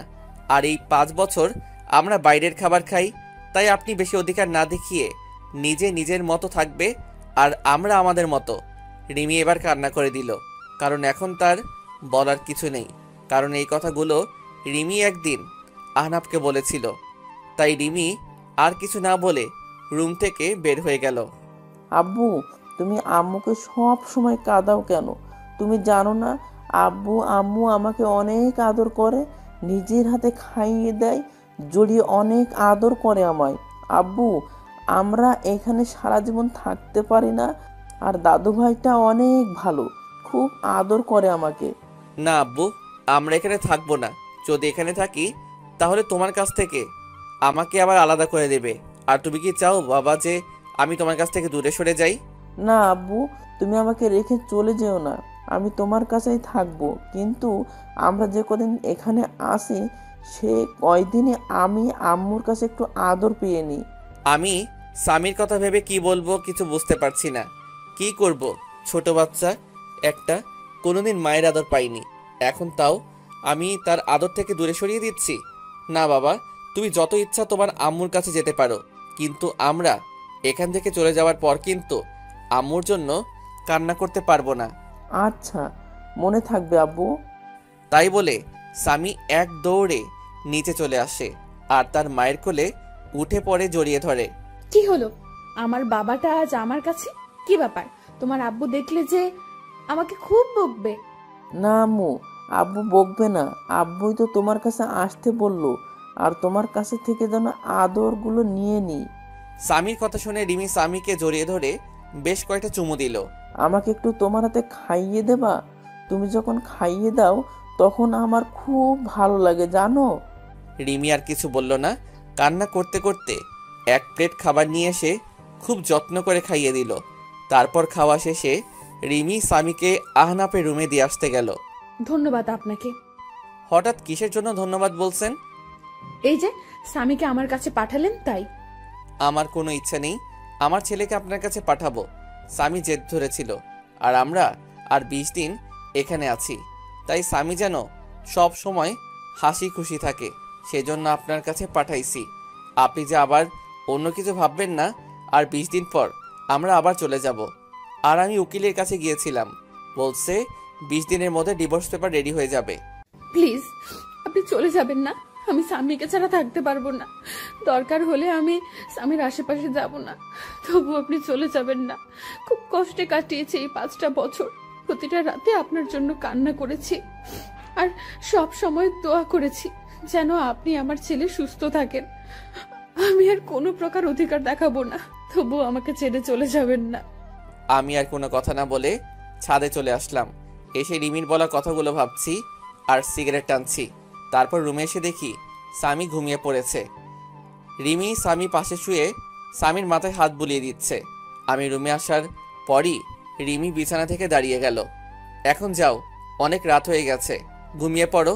আমি কি আজ স্বামীর পাশে ঘুমাতে পারি? প্লিজ মানা করবেন না। আপনি তো আমাকে ছেড়ে চলে যাবেন, শুধু এই কয়টা দিন আমাকে থাকতে দিন স্বামীর পাশে, আর তারপরে হয়তো আর কোনোদিন থাকা হবে না। যেখানে নিজের ছেলেকে আদর করতে পারমিশন নিতে হয় সে জীবন রেখে আর লাভ নেই। কি বলছেন? আমি তো একটা জানোয়ার, আর জানোয়ারের সাথে রাতে থাকতে পারবেন? যদি আপনার দুর্বলতার সুযোগ নেই, আর আপনিই তো একদিন বলেছিলেন আমাকে। পুরোনো কথা বলবেন না, খুব কষ্ট হয় পুরোনো কথা মনে করলে, যা আমার মনটাকে তিলে তিলে শেষ করে দিয়েছে। আপনার কোনো সমস্যা না হলে থাকতে পারেন। রিমি স্বামীর পাশে শুয়ে পড়ল, আর আমি সোফায় শুতে যাব। তখন আপনি সোফায় শুতে যাচ্ছেন কেন? বিছানায় আসেন। বিছানায় ঘুমালে আবার আমাদের মতো অমানুষ নিজেকে কন্ট্রোল করতে পারবো না। তার থেকে আপনি বিছানায় ঘুমান, আমি সোফায় ঘুমাই। রিমি কিছু না বলে বিছানায় ঘুমিয়ে পড়ল। রিমির খুব কষ্ট হচ্ছে। এতদিন আহনাফের জন্য অপেক্ষা করলো, যে আহনাফকে ভালোবেসে আবার সুখে শান্তিতে সংসার করবে। কিন্তু আহনাফ তার রাগ আর অভিমানের কাছে হার মেনে গেল। এদিকে আহনাফ ভাবছে রিমি এখন আর আগের মতো নেই। রিমি অনেক চেঞ্জ হয়ে গেছে। সব সময় আমার পাশে থাকতে চাই, কিন্তু আমি আসতে দেই না। রিমি মনে হয় আমাকে ভালোবাসে, অনেক ভালোবাসে হয়তো। পরের দিন আমার একটু তাড়াতাড়ি ঘুমটা ভেঙে গেল। আমি বিছানার দিকে তাকিয়ে দেখি স্বামী রিমিকে জড়িয়ে ধরে ঘুমিয়ে আছে। রিমির চোখ দুটো ফুলে আছে, মনে হয় সারা রাত কান্না করেছে। চুলগুলো এলোমেলোভাবে রিমির মুখের উপর আছে। খুব মায়াবী লাগছে রিমিকে। আর স্বামী যেন মনে হয় সব থেকে বেশি খুশি, কারণ স্বামী তার মায়ের বুকে পরম যত্নে ঘুমিয়ে আছে। খুব ভালো লাগছে দেখে মা ছেলের ঘুমন্ত চেহারা। আমি বাথরুমে ঢুকলাম ফ্রেশ হয়ে এসে দেখি স্বামী আর রিমি দুজনে দুষ্টামি করছে। আমাকে দেখে রিমি চুপ হয়ে গেল। আমি বাইরে বের হয়ে আসলাম। বাইরে থেকে হালকা নাস্তা করে বাসায় চলে আসলাম। বাসায় এসে দেখি রিমি, মা আর স্বামী তিনজনে বসে বেশ আড্ডা দিচ্ছে। বাবা আহনাফ, সকালে নাস্তা না করে কোথায় গিয়েছিলি? বাইরে গিয়েছিলাম নাস্তা করতে, তাই দেরি হয়ে গেল। বাইরে কেন নাস্তা করবি? আমি তো তোর জন্য নাস্তা তৈরি করেছি। এই বাড়িতে আমার জন্য আবার নাস্তা তৈরি হলো কবে থেকে?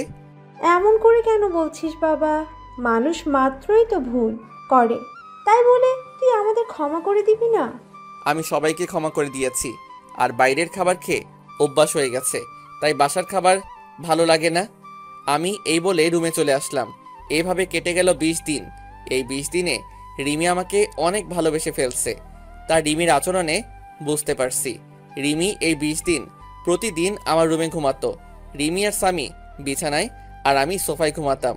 রিমি আমাকে আগের তুলনায় এখন বেশি কেয়ার করে। কাল বিকালে চলে যাব আবার ঢাকায়। কাউকে কিছু বলিনি কখন যাব। পরের দিন সকালে উঠে চলে গেলাম উকিলের কাছে, ডিভোর্স পেপার নিয়ে বাসায় আসলাম। কিছুক্ষণ পর রিমি আমার রুমে আসলো স্বামীকে নিয়ে। এই যে এটা ধরুন আপনার চিরমুক্তির ডিভোর্স পেপার, আর আমি বিকেলে রওনা দেব। আমার কথা শুনে রিমির হাস্যোজ্জ্বল চেহারাটা নিমিষেই মলিন হয়ে গেল, আর দৌড়িয়ে এসে আমাকে জড়িয়ে ধরল। প্লিজ, আপনি এমন কাজ করবেন না, এত বড় অন্যায় করবেন না। আমি আপনাকে ভালোবাসি, পাগলের মতো ভালোবাসি। প্লিজ আমাকে ছেড়ে চলে যাবেন না। দরকার হলে আমাকে নিয়ে চলেন, অন্তত স্বামীর জন্য আমাকে সাথে করে নিয়ে চলেন। না, তা কোনোদিন সম্ভব না, কারণ আমার মনে যে ভালোবাসা ছিল তা অবহেলায় পরিপূর্ণ হয়ে গেছে। এখন আর চাইলেও সে অবহেলাকে মুছে ফেলা যাবে না। আমি আপনার পায়ে ধরি, আমাকে রেখে যাবেন না। খুব ভালোবাসি আপনাকে, স্বামীকে। স্বামীকে আমার কাছ থেকে দূরে সরিয়ে দেবেন না। আর আপনি যদি আমাকে ছেড়ে চলে যান, তাহলে আপনি যদি কোনোদিন ফিরে আসেন, তাহলে সেদিন শুনবেন রিমি বলে এই পৃথিবীতে আর কোনো হতভাগা মা থাকে না। চিরদিনের জন্য চলে যাব না ফেরার দেশে, তখন আর কাউকে বিরক্ত করব না। রিমির এমন কান্না দেখে আমার বুকের ভিতর ভীষণ ব্যথা অনুভব করলাম। রিমি পাগলের মতো আমার পা ধরে কান্না করতে লাগলো। আমি রিমির থেকে ছাড়িয়ে ছাদে চলে আসলাম আর ভাবতে থাকলাম এখন আমি কি করব। একদিকে রিমির ভালোবাসা, অন্যদিকে মা বাবা আর স্বামীকে তার মায়ের থেকে বঞ্চিত করা। কি করব কিছুই ভেবে পাচ্ছি না। আর যদি রিমি সত্যি সত্যি কিছু করে ফেলে, তখন স্বামীকে কি উত্তর দেব? সারা জীবন স্বামীর কাছে অপরাধী হয়ে থাকবো। আমি আর কিছু ভাবতে পারছি না। ব্যাগপত্র গুছিয়ে বাস স্ট্যান্ডে চলে আসলাম। আসার সময় মা আর রিমি পাগলের মতো কান্না করছিল, কাউকে ছেড়ে আসতে ইচ্ছে করছিল না। বাসের জন্য বাস স্ট্যান্ডে বসে আছি, তখন হঠাৎ করে ফোনটা বেজে উঠল। ফোন হাতে নিয়ে দেখি বাবার নাম্বার। আমি ফোনটা রিসিভ করলাম। তারপর বাবা যা বলল সেটা শোনার জন্য আমি কোনো আশা করিনি। বাবা আহনাফ, তুই যেখানে থাকিস তাড়াতাড়ি হাসপাতালে চলে আয়। কেন বাবা, কি হয়েছে? মায়ের কি কোনো কিছু হয়েছে? না, তুই চলে যাওয়ার রিমি পাগলের মতো চিৎকার করে কান্না করছিল। তারপর রিমি দৌড়ে তার রুমে গিয়ে দরজা আটকিয়ে দেয়। রিমি আত্মহত্যার চেষ্টা করছিল। তুই তাড়াতাড়ি হাসপাতালে চলে আয়। তাই বলে বাবা ফোন কেটে দিল। আমি বাবার কথা শুনে বাস স্ট্যান্ডে একটা বেঞ্চে বসে পড়লাম। রিমি সেদিন বলেছিল যে আমি যদি চলে যাই তাহলে সে এই পৃথিবী থেকে চিরদিনের জন্য চলে যাবে, কিন্তু আমি রিমির কথা বেশি একটা গুরুত্ব দেইনি। রিমির কথা ভাবতে ভাবতে চোখ দিয়ে কয়েক ফোঁটা পানি বের হলো। আমি তাড়াতাড়ি ব্যাগ নিয়ে আমি আর স্বামী সোজা হাসপাতালে চলে আসলাম। হাসপাতালে এসে দেখি মা আর বাবা বসে আছে। আমি যাওয়া মাত্রই মা আমাকে একটা ঠাস করে চড় মারল। তোর জন্য মেয়েটা আর কত কষ্ট পাবে, তুই এত পাষাণ কিভাবে হলি? এখন তোকে আমার ছেলে বলতেও ঘৃণা করছে। একজন মায়ের কাছ থেকে তুই তার বাচ্চা নিয়ে দূরে চলে গেছিস। তুই জানিস এটা কোনো মা সহ্য করতে পারবে না। মেয়েটা প্রতি রাতে তোর জন্য কত কান্না করেছে জানিস? প্রতিদিন আমাকে জড়িয়ে প্রচুর কান্না করতো আর বলতো, মা তুমি আমার ছেলে আর স্বামীকে ফিরিয়ে দিতে, কিন্তু আমি কিছু বলতে পারতাম না। আজ যদি আমার মেয়েটার কিছু হয়ে যায় তাহলে চিরদিনের জন্য আমাকেও হারাতে হবে। আমি মায়ের কথা শুনে মাথা নিচু করে কান্না করছি। প্রচুর কষ্ট হচ্ছে রিমির এই অবস্থা দেখে। আজ যদি রিমির কিছু হয়ে যায় তাহলে আমি সারা জীবনে নিজেকে ক্ষমা করতে পারবো না। আর স্বামীকে কি বলবো আমার জন্য তার এই পৃথিবী থেকে চলে গেছে। খুব কান্না পাচ্ছে। বাবাকে জড়িয়ে কান্না করতে থাকলাম। কিছুক্ষণ পর ডাক্তার বের হয়ে আসলো। আমি দৌড়িয়ে ডাক্তারের কাছে গেলাম। ডাক্তার, আমার রিমি এখন কি রকম আছে? কি হলো ডাক্তার সাহেব, কথা বলছেন না কেন? কি হয়েছে আমার রিমির? দেখুন, আমরা আমাদের বেস্ট চেষ্টা করছি, কিন্তু জ্ঞান না ফেরা পর্যন্ত কিছু বলতে পারছি না। আমি কি একটু দেখা করতে পারি রিমির সাথে? না, এখন দেখা করা সম্ভব না। জ্ঞান ফিরলে কেবিনে দেওয়া হবে, হলেই তখন দেখা করতে পারবেন। আমি স্বামীকে জড়িয়ে ধরে কান্না করে দিলাম।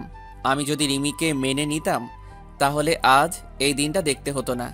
আজ আমি আমার অভিমান আর ইগোর জন্য রিমিকে চিরতরে হারিয়ে ফেলবো। না, এ হতে পারে না। রিমি আমাকে ছেড়ে চলে যেতে পারে না। আমি আস্তে আস্তে মায়ের কাছে গেলাম। মায়ের সামনে হাঁটু গেড়ে বসে পড়লাম। মা, আমাকে তুমি ক্ষমা করে দাও। আজ আমার জন্য রিমির এই অবস্থা। খুব কষ্ট হচ্ছে মা।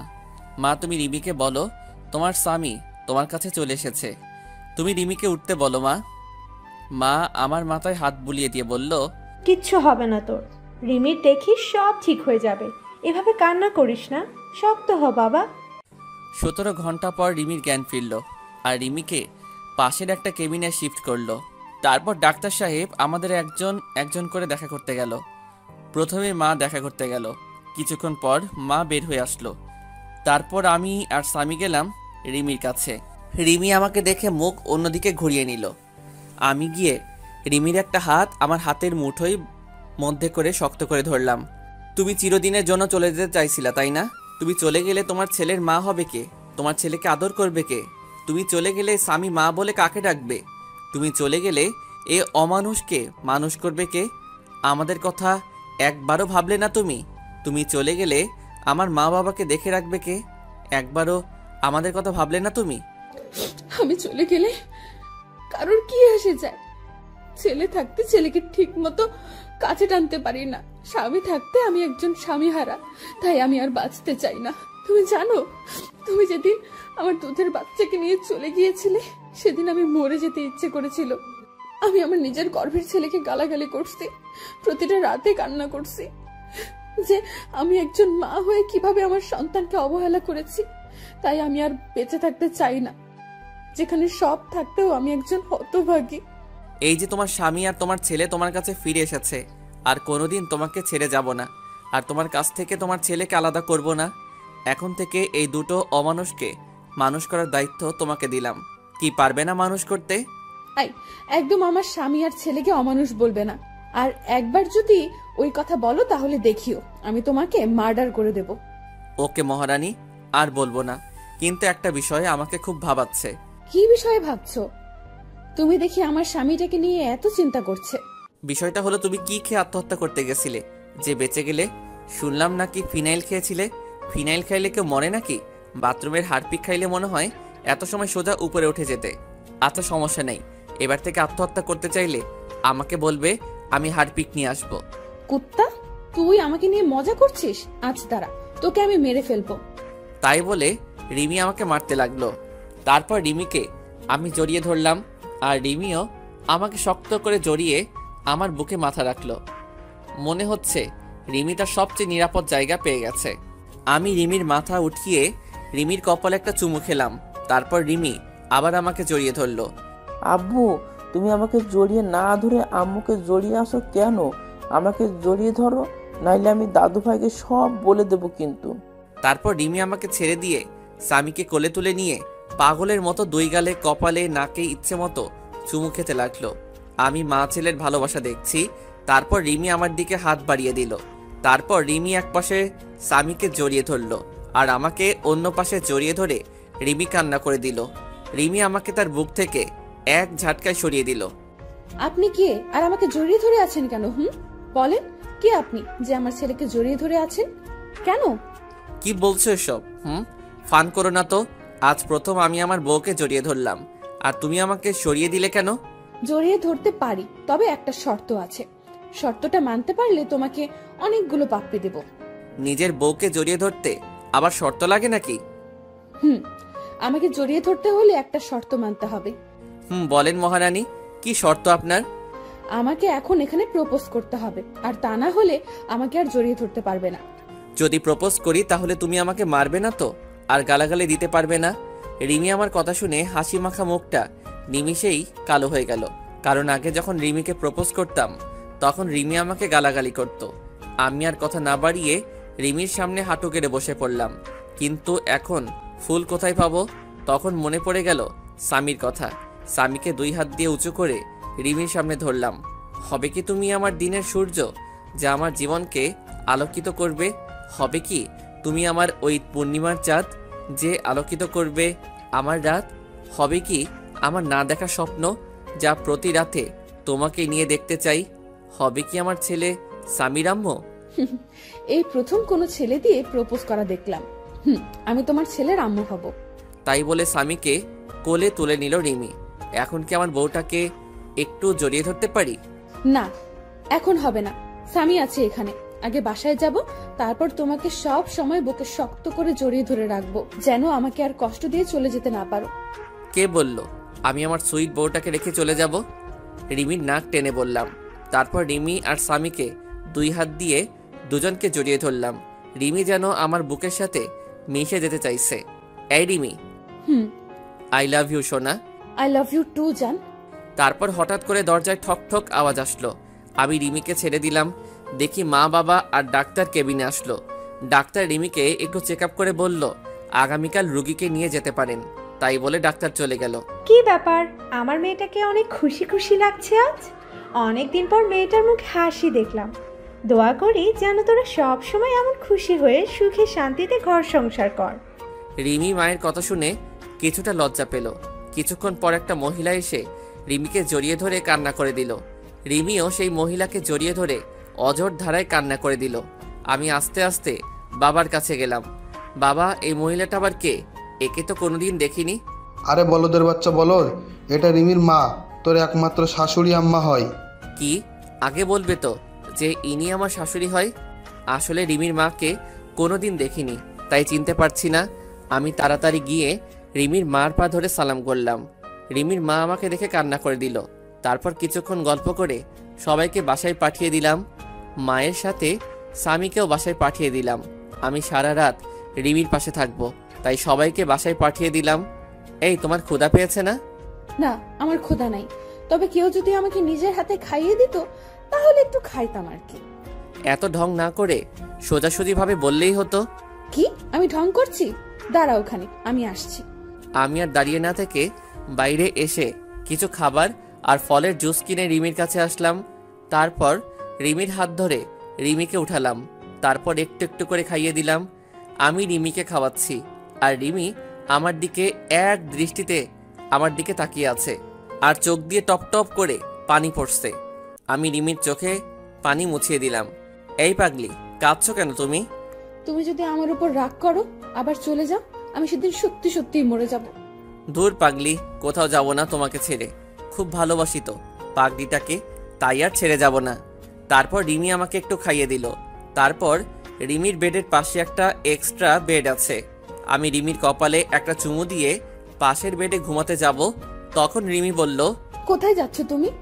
কেন, আমি ঘুমাবো তো, তুমি ওখানে ঘুমাও, আমি এখানে ঘুমাই। রিমি এবার রাগ করে কোনো কথা না বলে মুখটা অন্যদিকে ঘুরে বসে পড়ল। আমি রিমির কাছে গিয়ে রিমিকে আমার দিকে ফিরিয়ে বললাম, এই পাগলি, রাগ করছো কেন? হঠাৎ করে মুখটা বাংলা পাঁচের মতো করলে কেন? রিমি আমাকে জড়িয়ে ধরে আহ্লাদি কণ্ঠে বলল, আমার সাথে আমার বেডে ঘুমাবে তুমি। খুব জড়িয়ে ধরে ঘুমাতে ইচ্ছে করছে। তোমার বুকে একটু মাথা রেখে ঘুমাতে দেবা? তারপর পাগলিটাকে বুকে জড়িয়ে ধরে ঘুমিয়ে পড়লাম। পাগলিটা আমার জড়িয়ে ধরে মনে হলো রিমি আজ পৃথিবীর সবচেয়ে খুশি। তার পরের দিন সকালে ঘুম থেকে উঠে দেখি রিমি রাতের মতো জড়িয়ে ধরে ঘুমিয়ে আছে, কিন্তু রাতের থেকে এখন বেশি শক্ত করে জড়িয়ে শুয়ে। তারপর রিমির কপালে একটা চুমু খেয়ে যেই উঠতে যাব, তখন রিমি উঠতে দিল না। তুমি কখন জাগলে? আমি তো দেখলাম তুমি ঘুমিয়েছিলে। আমি অনেক আগে উঠেছি, কিন্তু ডাকিনি, কারণ আজ সারা দিন তোমার বুকে শুয়ে থাকবো। তারপর বাসা থেকে সবাই নিতে আসলো আমাদের। তারপর আমরা সবাই বাসার উদ্দেশ্যে রওনা দিলাম। স্বামী তার মায়ের কোলে শুয়ে আছে, আর রিমি স্বামীর মাথায় হাত বুলিয়ে দিচ্ছে। তারপর বাসায় এসে গোসল করে যেই বের হব, তখন রিমি আবার আমার সামনে এসে জড়িয়ে ধরল। কি ব্যাপার আমার পাগলি বউটা, আজ মনটা হচ্ছে খুব ভালো। তুমি সব সময় পাশে থাকলে আমি সব সময় খুশি থাকবো। তারপর দুপুরের খাবার খাওয়ার সময় আমি রুমে বসে আছি, তখন রিমি রুমে আসলো। আমি বিছানায় শুয়েছিলাম, রিমি আমার মাথার কাছে আমার মাথায় হাত বুলিয়ে দিচ্ছে। একটা কথা বলবো, রাখবে কথাটা? আমি রিমির হাত জড়িয়ে ধরে বললাম, বলো। এতে আবার অনুমতি নেওয়ার কি আছে? না, তুমি আগে বলো যে আমার কথাটা রাখবে। আচ্ছা ঠিক আছে, তোমার কথা রাখবো, এবার বলো। চলো নিচে চলো, আজ সবাই একসাথে বসে লাঞ্চ করব। আমি রিমির কথা শুনে ফিক করে হেসে দিলাম। এইটুকু কথা বলবে তাও আবার ভয় পাচ্ছে। আচ্ছা তোমার কথা রাখতে তবে একটা শর্ত আছে, তুমি যদি শর্তটা মানতে পারো তাহলে সবাই একসাথে লাঞ্চ করব। তোমার আবার কি শর্ত? বলো কি শর্ত তোমার? এখন আমাকে গুনে গুনে 20টা পাপ্পি দিতে হবে, তারপর আমি লাঞ্চ করব। আর যদি না দাও তাহলে আমাকে আবার কষ্ট করে বাইরে লাঞ্চ করতে যেতে হবে। আমার কথা শুনে রিমি লজ্জায় মাথা নিচু করে ফেললো। যা দুষ্টু, ওটা আমি দিতে পারবো না, কেউ দেখে ফেলবে। না, কেউ দেখবে না। আর যদি না দাও তাহলে যাই বাইরে থেকে লাঞ্চ করে আসি। তাই বলে আমি যেই উঠতে যাব, তখনই রিমি আমাকে বিছানায় ধাক্কা দিয়ে ফেলে দিল, আর আবার আমার বুকের উপর শুয়ে 4 ঠোঁট এক জায়গায় করে দিল। এভাবে কতক্ষণ ছিলাম জানি না, তবে আমার বেশ ভালো লাগছে। তাই আমি রিমির 2 গালে হাত দিয়ে আমার কাছে টেনে নিলাম। রিমি আমাকে ছেড়ে দিয়ে যেই চলে যাবে, তখনই আমি আবার রিমির হাত ধরে আবার আমার বুকের উপর নিয়ে আসলাম। রিমি এবার আমার গলা জড়িয়ে ধরে আমার বুকের উপর শুয়ে পড়ল। এই, আমরা হানিমুন করতে যাব না? ঢং দেখলে বাঁচি না। বুড়ো বয়সে হানিমুন তোমার? দাঁড়াও, বের করছি, দাঁড়াও। এই বলে রিমি আমাকে মারতে থাকলো। কি, আমি বুড়ো? তাহলে তুমি আমার সুইট বুড়ি বউ। আচ্ছা ঠিক আছে, এই বুড়োর সাথে তোমার থাকতে হবে না, আমি আবার চলে যাব। আগে আমি আর স্বামী যেখানে থাকতাম। রিমি আমার কথা শুনে আমাকে এবার শক্ত করে জড়িয়ে ধরে কান্না করে দিল। না, তুমি কোথাও যাবে না, তোমাকে আমি কোথাও যেতে দেব না। তুমি চলে গেলে এবার আমি সত্যি সত্যি মরে যাব। চুপ পাগলি, মরার কথা আর একবার যেন মুখে না শুনি। তুমি কি ভাবছো এই 5টা বছর তোমার কাছ থেকে দূরে সরে খুব খুশি ছিলাম, তাই না? তোমার কথা প্রচুর মনে পড়তো, খুব কষ্ট হতো তোমার মা বাবার কথা মনে পড়লে। তাহলে তুমি এই মাত্র বললে আমাকে ছেড়ে চলে যাবে? না, তোমাদেরকে ছেড়ে আমি কোথাও যাব না। চলো নিচে চলো, সবাই অপেক্ষা করছে আমাদের জন্য। তারপর নিচে এসে সবাই একসাথে খেতে বসলাম। রিমি স্বামীকে খাওয়াই দিচ্ছে। কতদিন পর বাড়ির রান্না করা খাবার খাইলাম। খাওয়া শেষে উঠতে যাব, তখন বাবা বলল, আহনাব, তুমি কি ঢাকায় চলে যাবে নাকি এখানে নিজেদের ব্যবসা দেখাশোনা করবে? না বাবা, আমি আর ঢাকায় যাব না, এখানে নিজেদের ব্যবসা দেখব। তবে কিছুদিন পর থেকে অফিস যাব, আমাকে এক জায়গায় যেতে হবে, আর সাথে রিমি আর স্বামীকে নিয়ে যাব, আর আগামীকালই রওনা দেব। ঠিক আছে, আর সাবধানে যাস। তাই বলে রুমে চলে আসলাম। তারপর রিমি আসলো রুমে। এই, আমাদের নিয়ে তুমি কোথায় যাবে বললে না কিন্তু। কেন, সেই সময় বললাম তো হানিমুনে যাব, আর খুব গুরুত্বপূর্ণ একটা কাজ আছে ওখানে। কি এমন গুরুত্বপূর্ণ কাজ যে আমাকে বলা যাবে না? সময় হলে সবই জানতে পারবে। তারপর দিলাম একটা ঘুম। ঘুম থেকে উঠে রিমিকে বললাম গুছিয়ে নিতে, আজ আমরা ঘুরতে যাব। রিমি এতগুলো খুশি হলো। আচ্ছা, আমি কোন শাড়িটা পরবো? তুমি একটা কালো রঙের শাড়ি পরবে, আর স্বামীকে একটা কালো রঙের পাঞ্জাবি পরিয়ে দেবা, আর আমিও একটা কালো রঙের পাঞ্জাবি পরবো। সবাই একসাথে ম্যাচিং করে ড্রেস পরে বাইরে বের হব। তখন মা সামনে আসলো। বাহ, খুব সুন্দর লাগছে তোমাদেরকে, আমারই নজর লাগছে। তারপর আমরা বাইরে বের হয়ে একসাথে হাঁটতে থাকলাম। স্বামী মাঝখানে হাঁটছে, আর আমি আর রিমি দুপাশে স্বামীর হাত ধরে হাঁটছি। রাস্তার সবাই যেন কীরকম ভাবে আমাদের দিকে বারবার তাকিয়ে আছে। এভাবে কিছু দূর যাওয়ার পর আমার কিছু পুরনো বন্ধুদের সাথে দেখা হলো। তাদের কাছে গিয়ে দাঁড়ালাম। সব শালারা আমাদের দিকে তাকিয়ে আছে। ওই শালা, ওইভাবে কি দেখিস? তারপর তাদের থেকে বিদায় নিয়ে একটা ফুচকা হাউসে ঢুকে 2 প্লেট ফুচকা অর্ডার করলাম আর স্বামীর জন্য জুস নিলাম। তারপর হাঁটতে হাঁটতে বাসায় চলে আসলাম। রাতে একসাথে খাবার খেয়ে রুমে চলে আসলাম। কিছুক্ষণ পর রিমি স্বামীকে কোলে করে নিয়ে বিছানায় ঘুম পাড়িয়ে দিল। তারপর আমি শুয়ে পড়লাম। রিমি স্বামীকে একপাশে রেখে রিমি মাঝখানে চলে আসলো আর আমার বুকে মাথা রেখে শুয়ে পড়ল। তারপর কিছুক্ষণ গল্প করে ঘুমিয়ে পড়লাম। সকালে উঠে দেখি রিমি আমার বাম সাইডে আর স্বামী ডান সাইডে আমাকে শক্ত করে জড়িয়ে ধরে শুয়ে আছে আর শুধু দুষ্টামি করছে। তারপর ফ্রেশ হয়ে রিমিকে বললাম ব্যাগপত্র গুছিয়ে নিতে। সকাল 10টায় গাড়ি, তাই তাড়াতাড়ি বাস স্ট্যান্ডে গিয়ে বাসে উঠে পড়লাম। আমরা কখন যাচ্ছি বলবে একটু? আমরা সবাই কক্সবাজার যাচ্ছি। তারপর রিমি আমার কাঁধে মাথা রেখে আমায় জড়িয়ে ধরে ঘুমিয়ে পড়ল আর স্বামী আমার কোলে ঘুমাচ্ছে। আমরা ভোর 6টার সময় চিটাগাং পৌঁছালাম। তারপর রিমিকে ডাক দিলাম। তারপর বাস থেকে নেমে একটা রিক্সা নিয়ে সোজা চলে আসলাম সেই চায়ের দোকানে, যেখানে ঠিক 5 বছর আগে একটা বাচ্চা ছেলে নিয়ে এসেছিলাম। দোকানের কাছে গিয়ে দেখলাম চাচা এইমাত্র দোকানটা খুললো। আমি গিয়ে চাচাকে জড়িয়ে ধরলাম।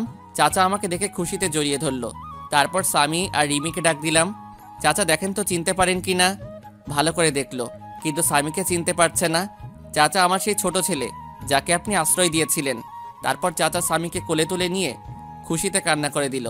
তারপর সবাই মিলে চাচার বাসায় আসলাম। আজ অনেক দিন পর এই রুমে প্রবেশ করলাম। চাচা তনিমার খবর কি? তনিমা ভালো আছে তো? ভালো আছে, সবাই ভালো আছে। তুমি একটু বসো, আমি তনিমাকে ফোন দিয়ে বলছি যে তোরা এসেছিস। তারপর চাচা তনিমাকে ফোন করে বাইরে চলে গেল কিছু খাবার আনতে। এই তনিমাকে, আর তুমি তাকে কিভাবে চিনো? তনিমা হচ্ছে এই চাচার মেয়ে, আর সেই আমাদের স্বামীকে 1 বছর স্বামী নিজের মায়ের মতো আদর যত্নে বড় করেছিল। তারপর এক এক করে রিমিকে সবই বলে দিলাম। তারপর চাচা নাস্তা নিয়ে আসলো। কিছুক্ষণ পর তনিমা হাঁপাতে হাঁপাতে রুমে প্রবেশ করলো আর তনিমা স্বামীকে দেখে কোলে তুলে পাগলের মতো চুমু দিতে লাগলো। কেমন আছেন আপনি? আর এটাই কি সেই রিমি ভাবি? আমরা ভালো আছি। আর এই হচ্ছে স্বামীর আম্মু। তারপর রিমি তনিমার সাথে কিছু কথা বলে সবাইকে বিদায় দিয়ে আবার আমরা গাড়িতে উঠে পড়লাম কক্সবাজারের উদ্দেশ্যে। তারপর আমরা একটা হোটেল নিলাম। হোটেলে গিয়ে একটু ফ্রেশ হয়ে নিলাম। এখন রাত হয়ে গেছে আর জার্নি করে শরীর একদম ক্লান্ত, তাই আর সমুদ্র পাড়ে যাইনি। হোটেলে শুয়ে আছি, স্বামী ঘুমিয়ে পড়েছে। তারপর রিমি ফ্রেশ হয়ে এসে আমাকে জড়িয়ে ধরে শুয়ে পড়ল। এই আমি আরেকটা জিনিস চাইবো, দিবে? দেব না কেন? আমার সবকিছু তো এখন থেকে তোমার। তাহলে এখানে অনুমতি নেওয়ার কি আছে? আমাকে আরেকটা বাবু এনে দিবা? স্বামীর জন্য একটা বোন দরকার। কিন্তু স্বামীর মতো যদি সেও ওরকম অবহেলা পায় তাহলে তো আমি সহ্য করতে পারবো না। রিমি এবার আমার বুকের উপর থেকে নেমে পড়ল আর অন্যদিকে মুখ করে কান্না করছে। আমার লক্ষ্মী বউটা রাগ করলো। আরে আমি তো তোমার সাথে মজা করছিলাম। এই পাগলি, রাগ করছো কেন? আমি তোমার সাথে তো ফান করলাম। আচ্ছা ঠিক আছে, একটা না পুরো কাবাডি খেলার টিম তৈরি করব, ঠিক আছে? রিমি এবার আমার দিকে ফিরে বলল, প্লিজ তুমি আর পুরনো কথা বলবে না, খুব কষ্ট হয় সেই পুরনো কথা মনে পড়লে। আর কখনো বলবে না ওইসব কথা। এবার আমি রিমিকে টেনে নিয়ে জড়িয়ে ধরলাম। আচ্ছা স্বামীর জন্য একটা বোন নিয়ে আসতে হলো তো অনেক পরিশ্রম করতে হবে। যা দুষ্টু, তোমার কোনো লজ্জা নেই। পাঠক পাঠিকারা তো সব দেখে ফেলবে। আগে লাইট নিভিয়ে আসো, নইলে সবাই আবার দেখে ফেলবে। ভাইয়া ও আপুরা, এখন আমরা স্বামীর জন্য একটা মিষ্টি বোন নিয়ে আসতে যাচ্ছি। আপনারা এবার চোখ বন্ধ করেন, নইলে আবার আমার পাগলি বউটা লজ্জা পাচ্ছে।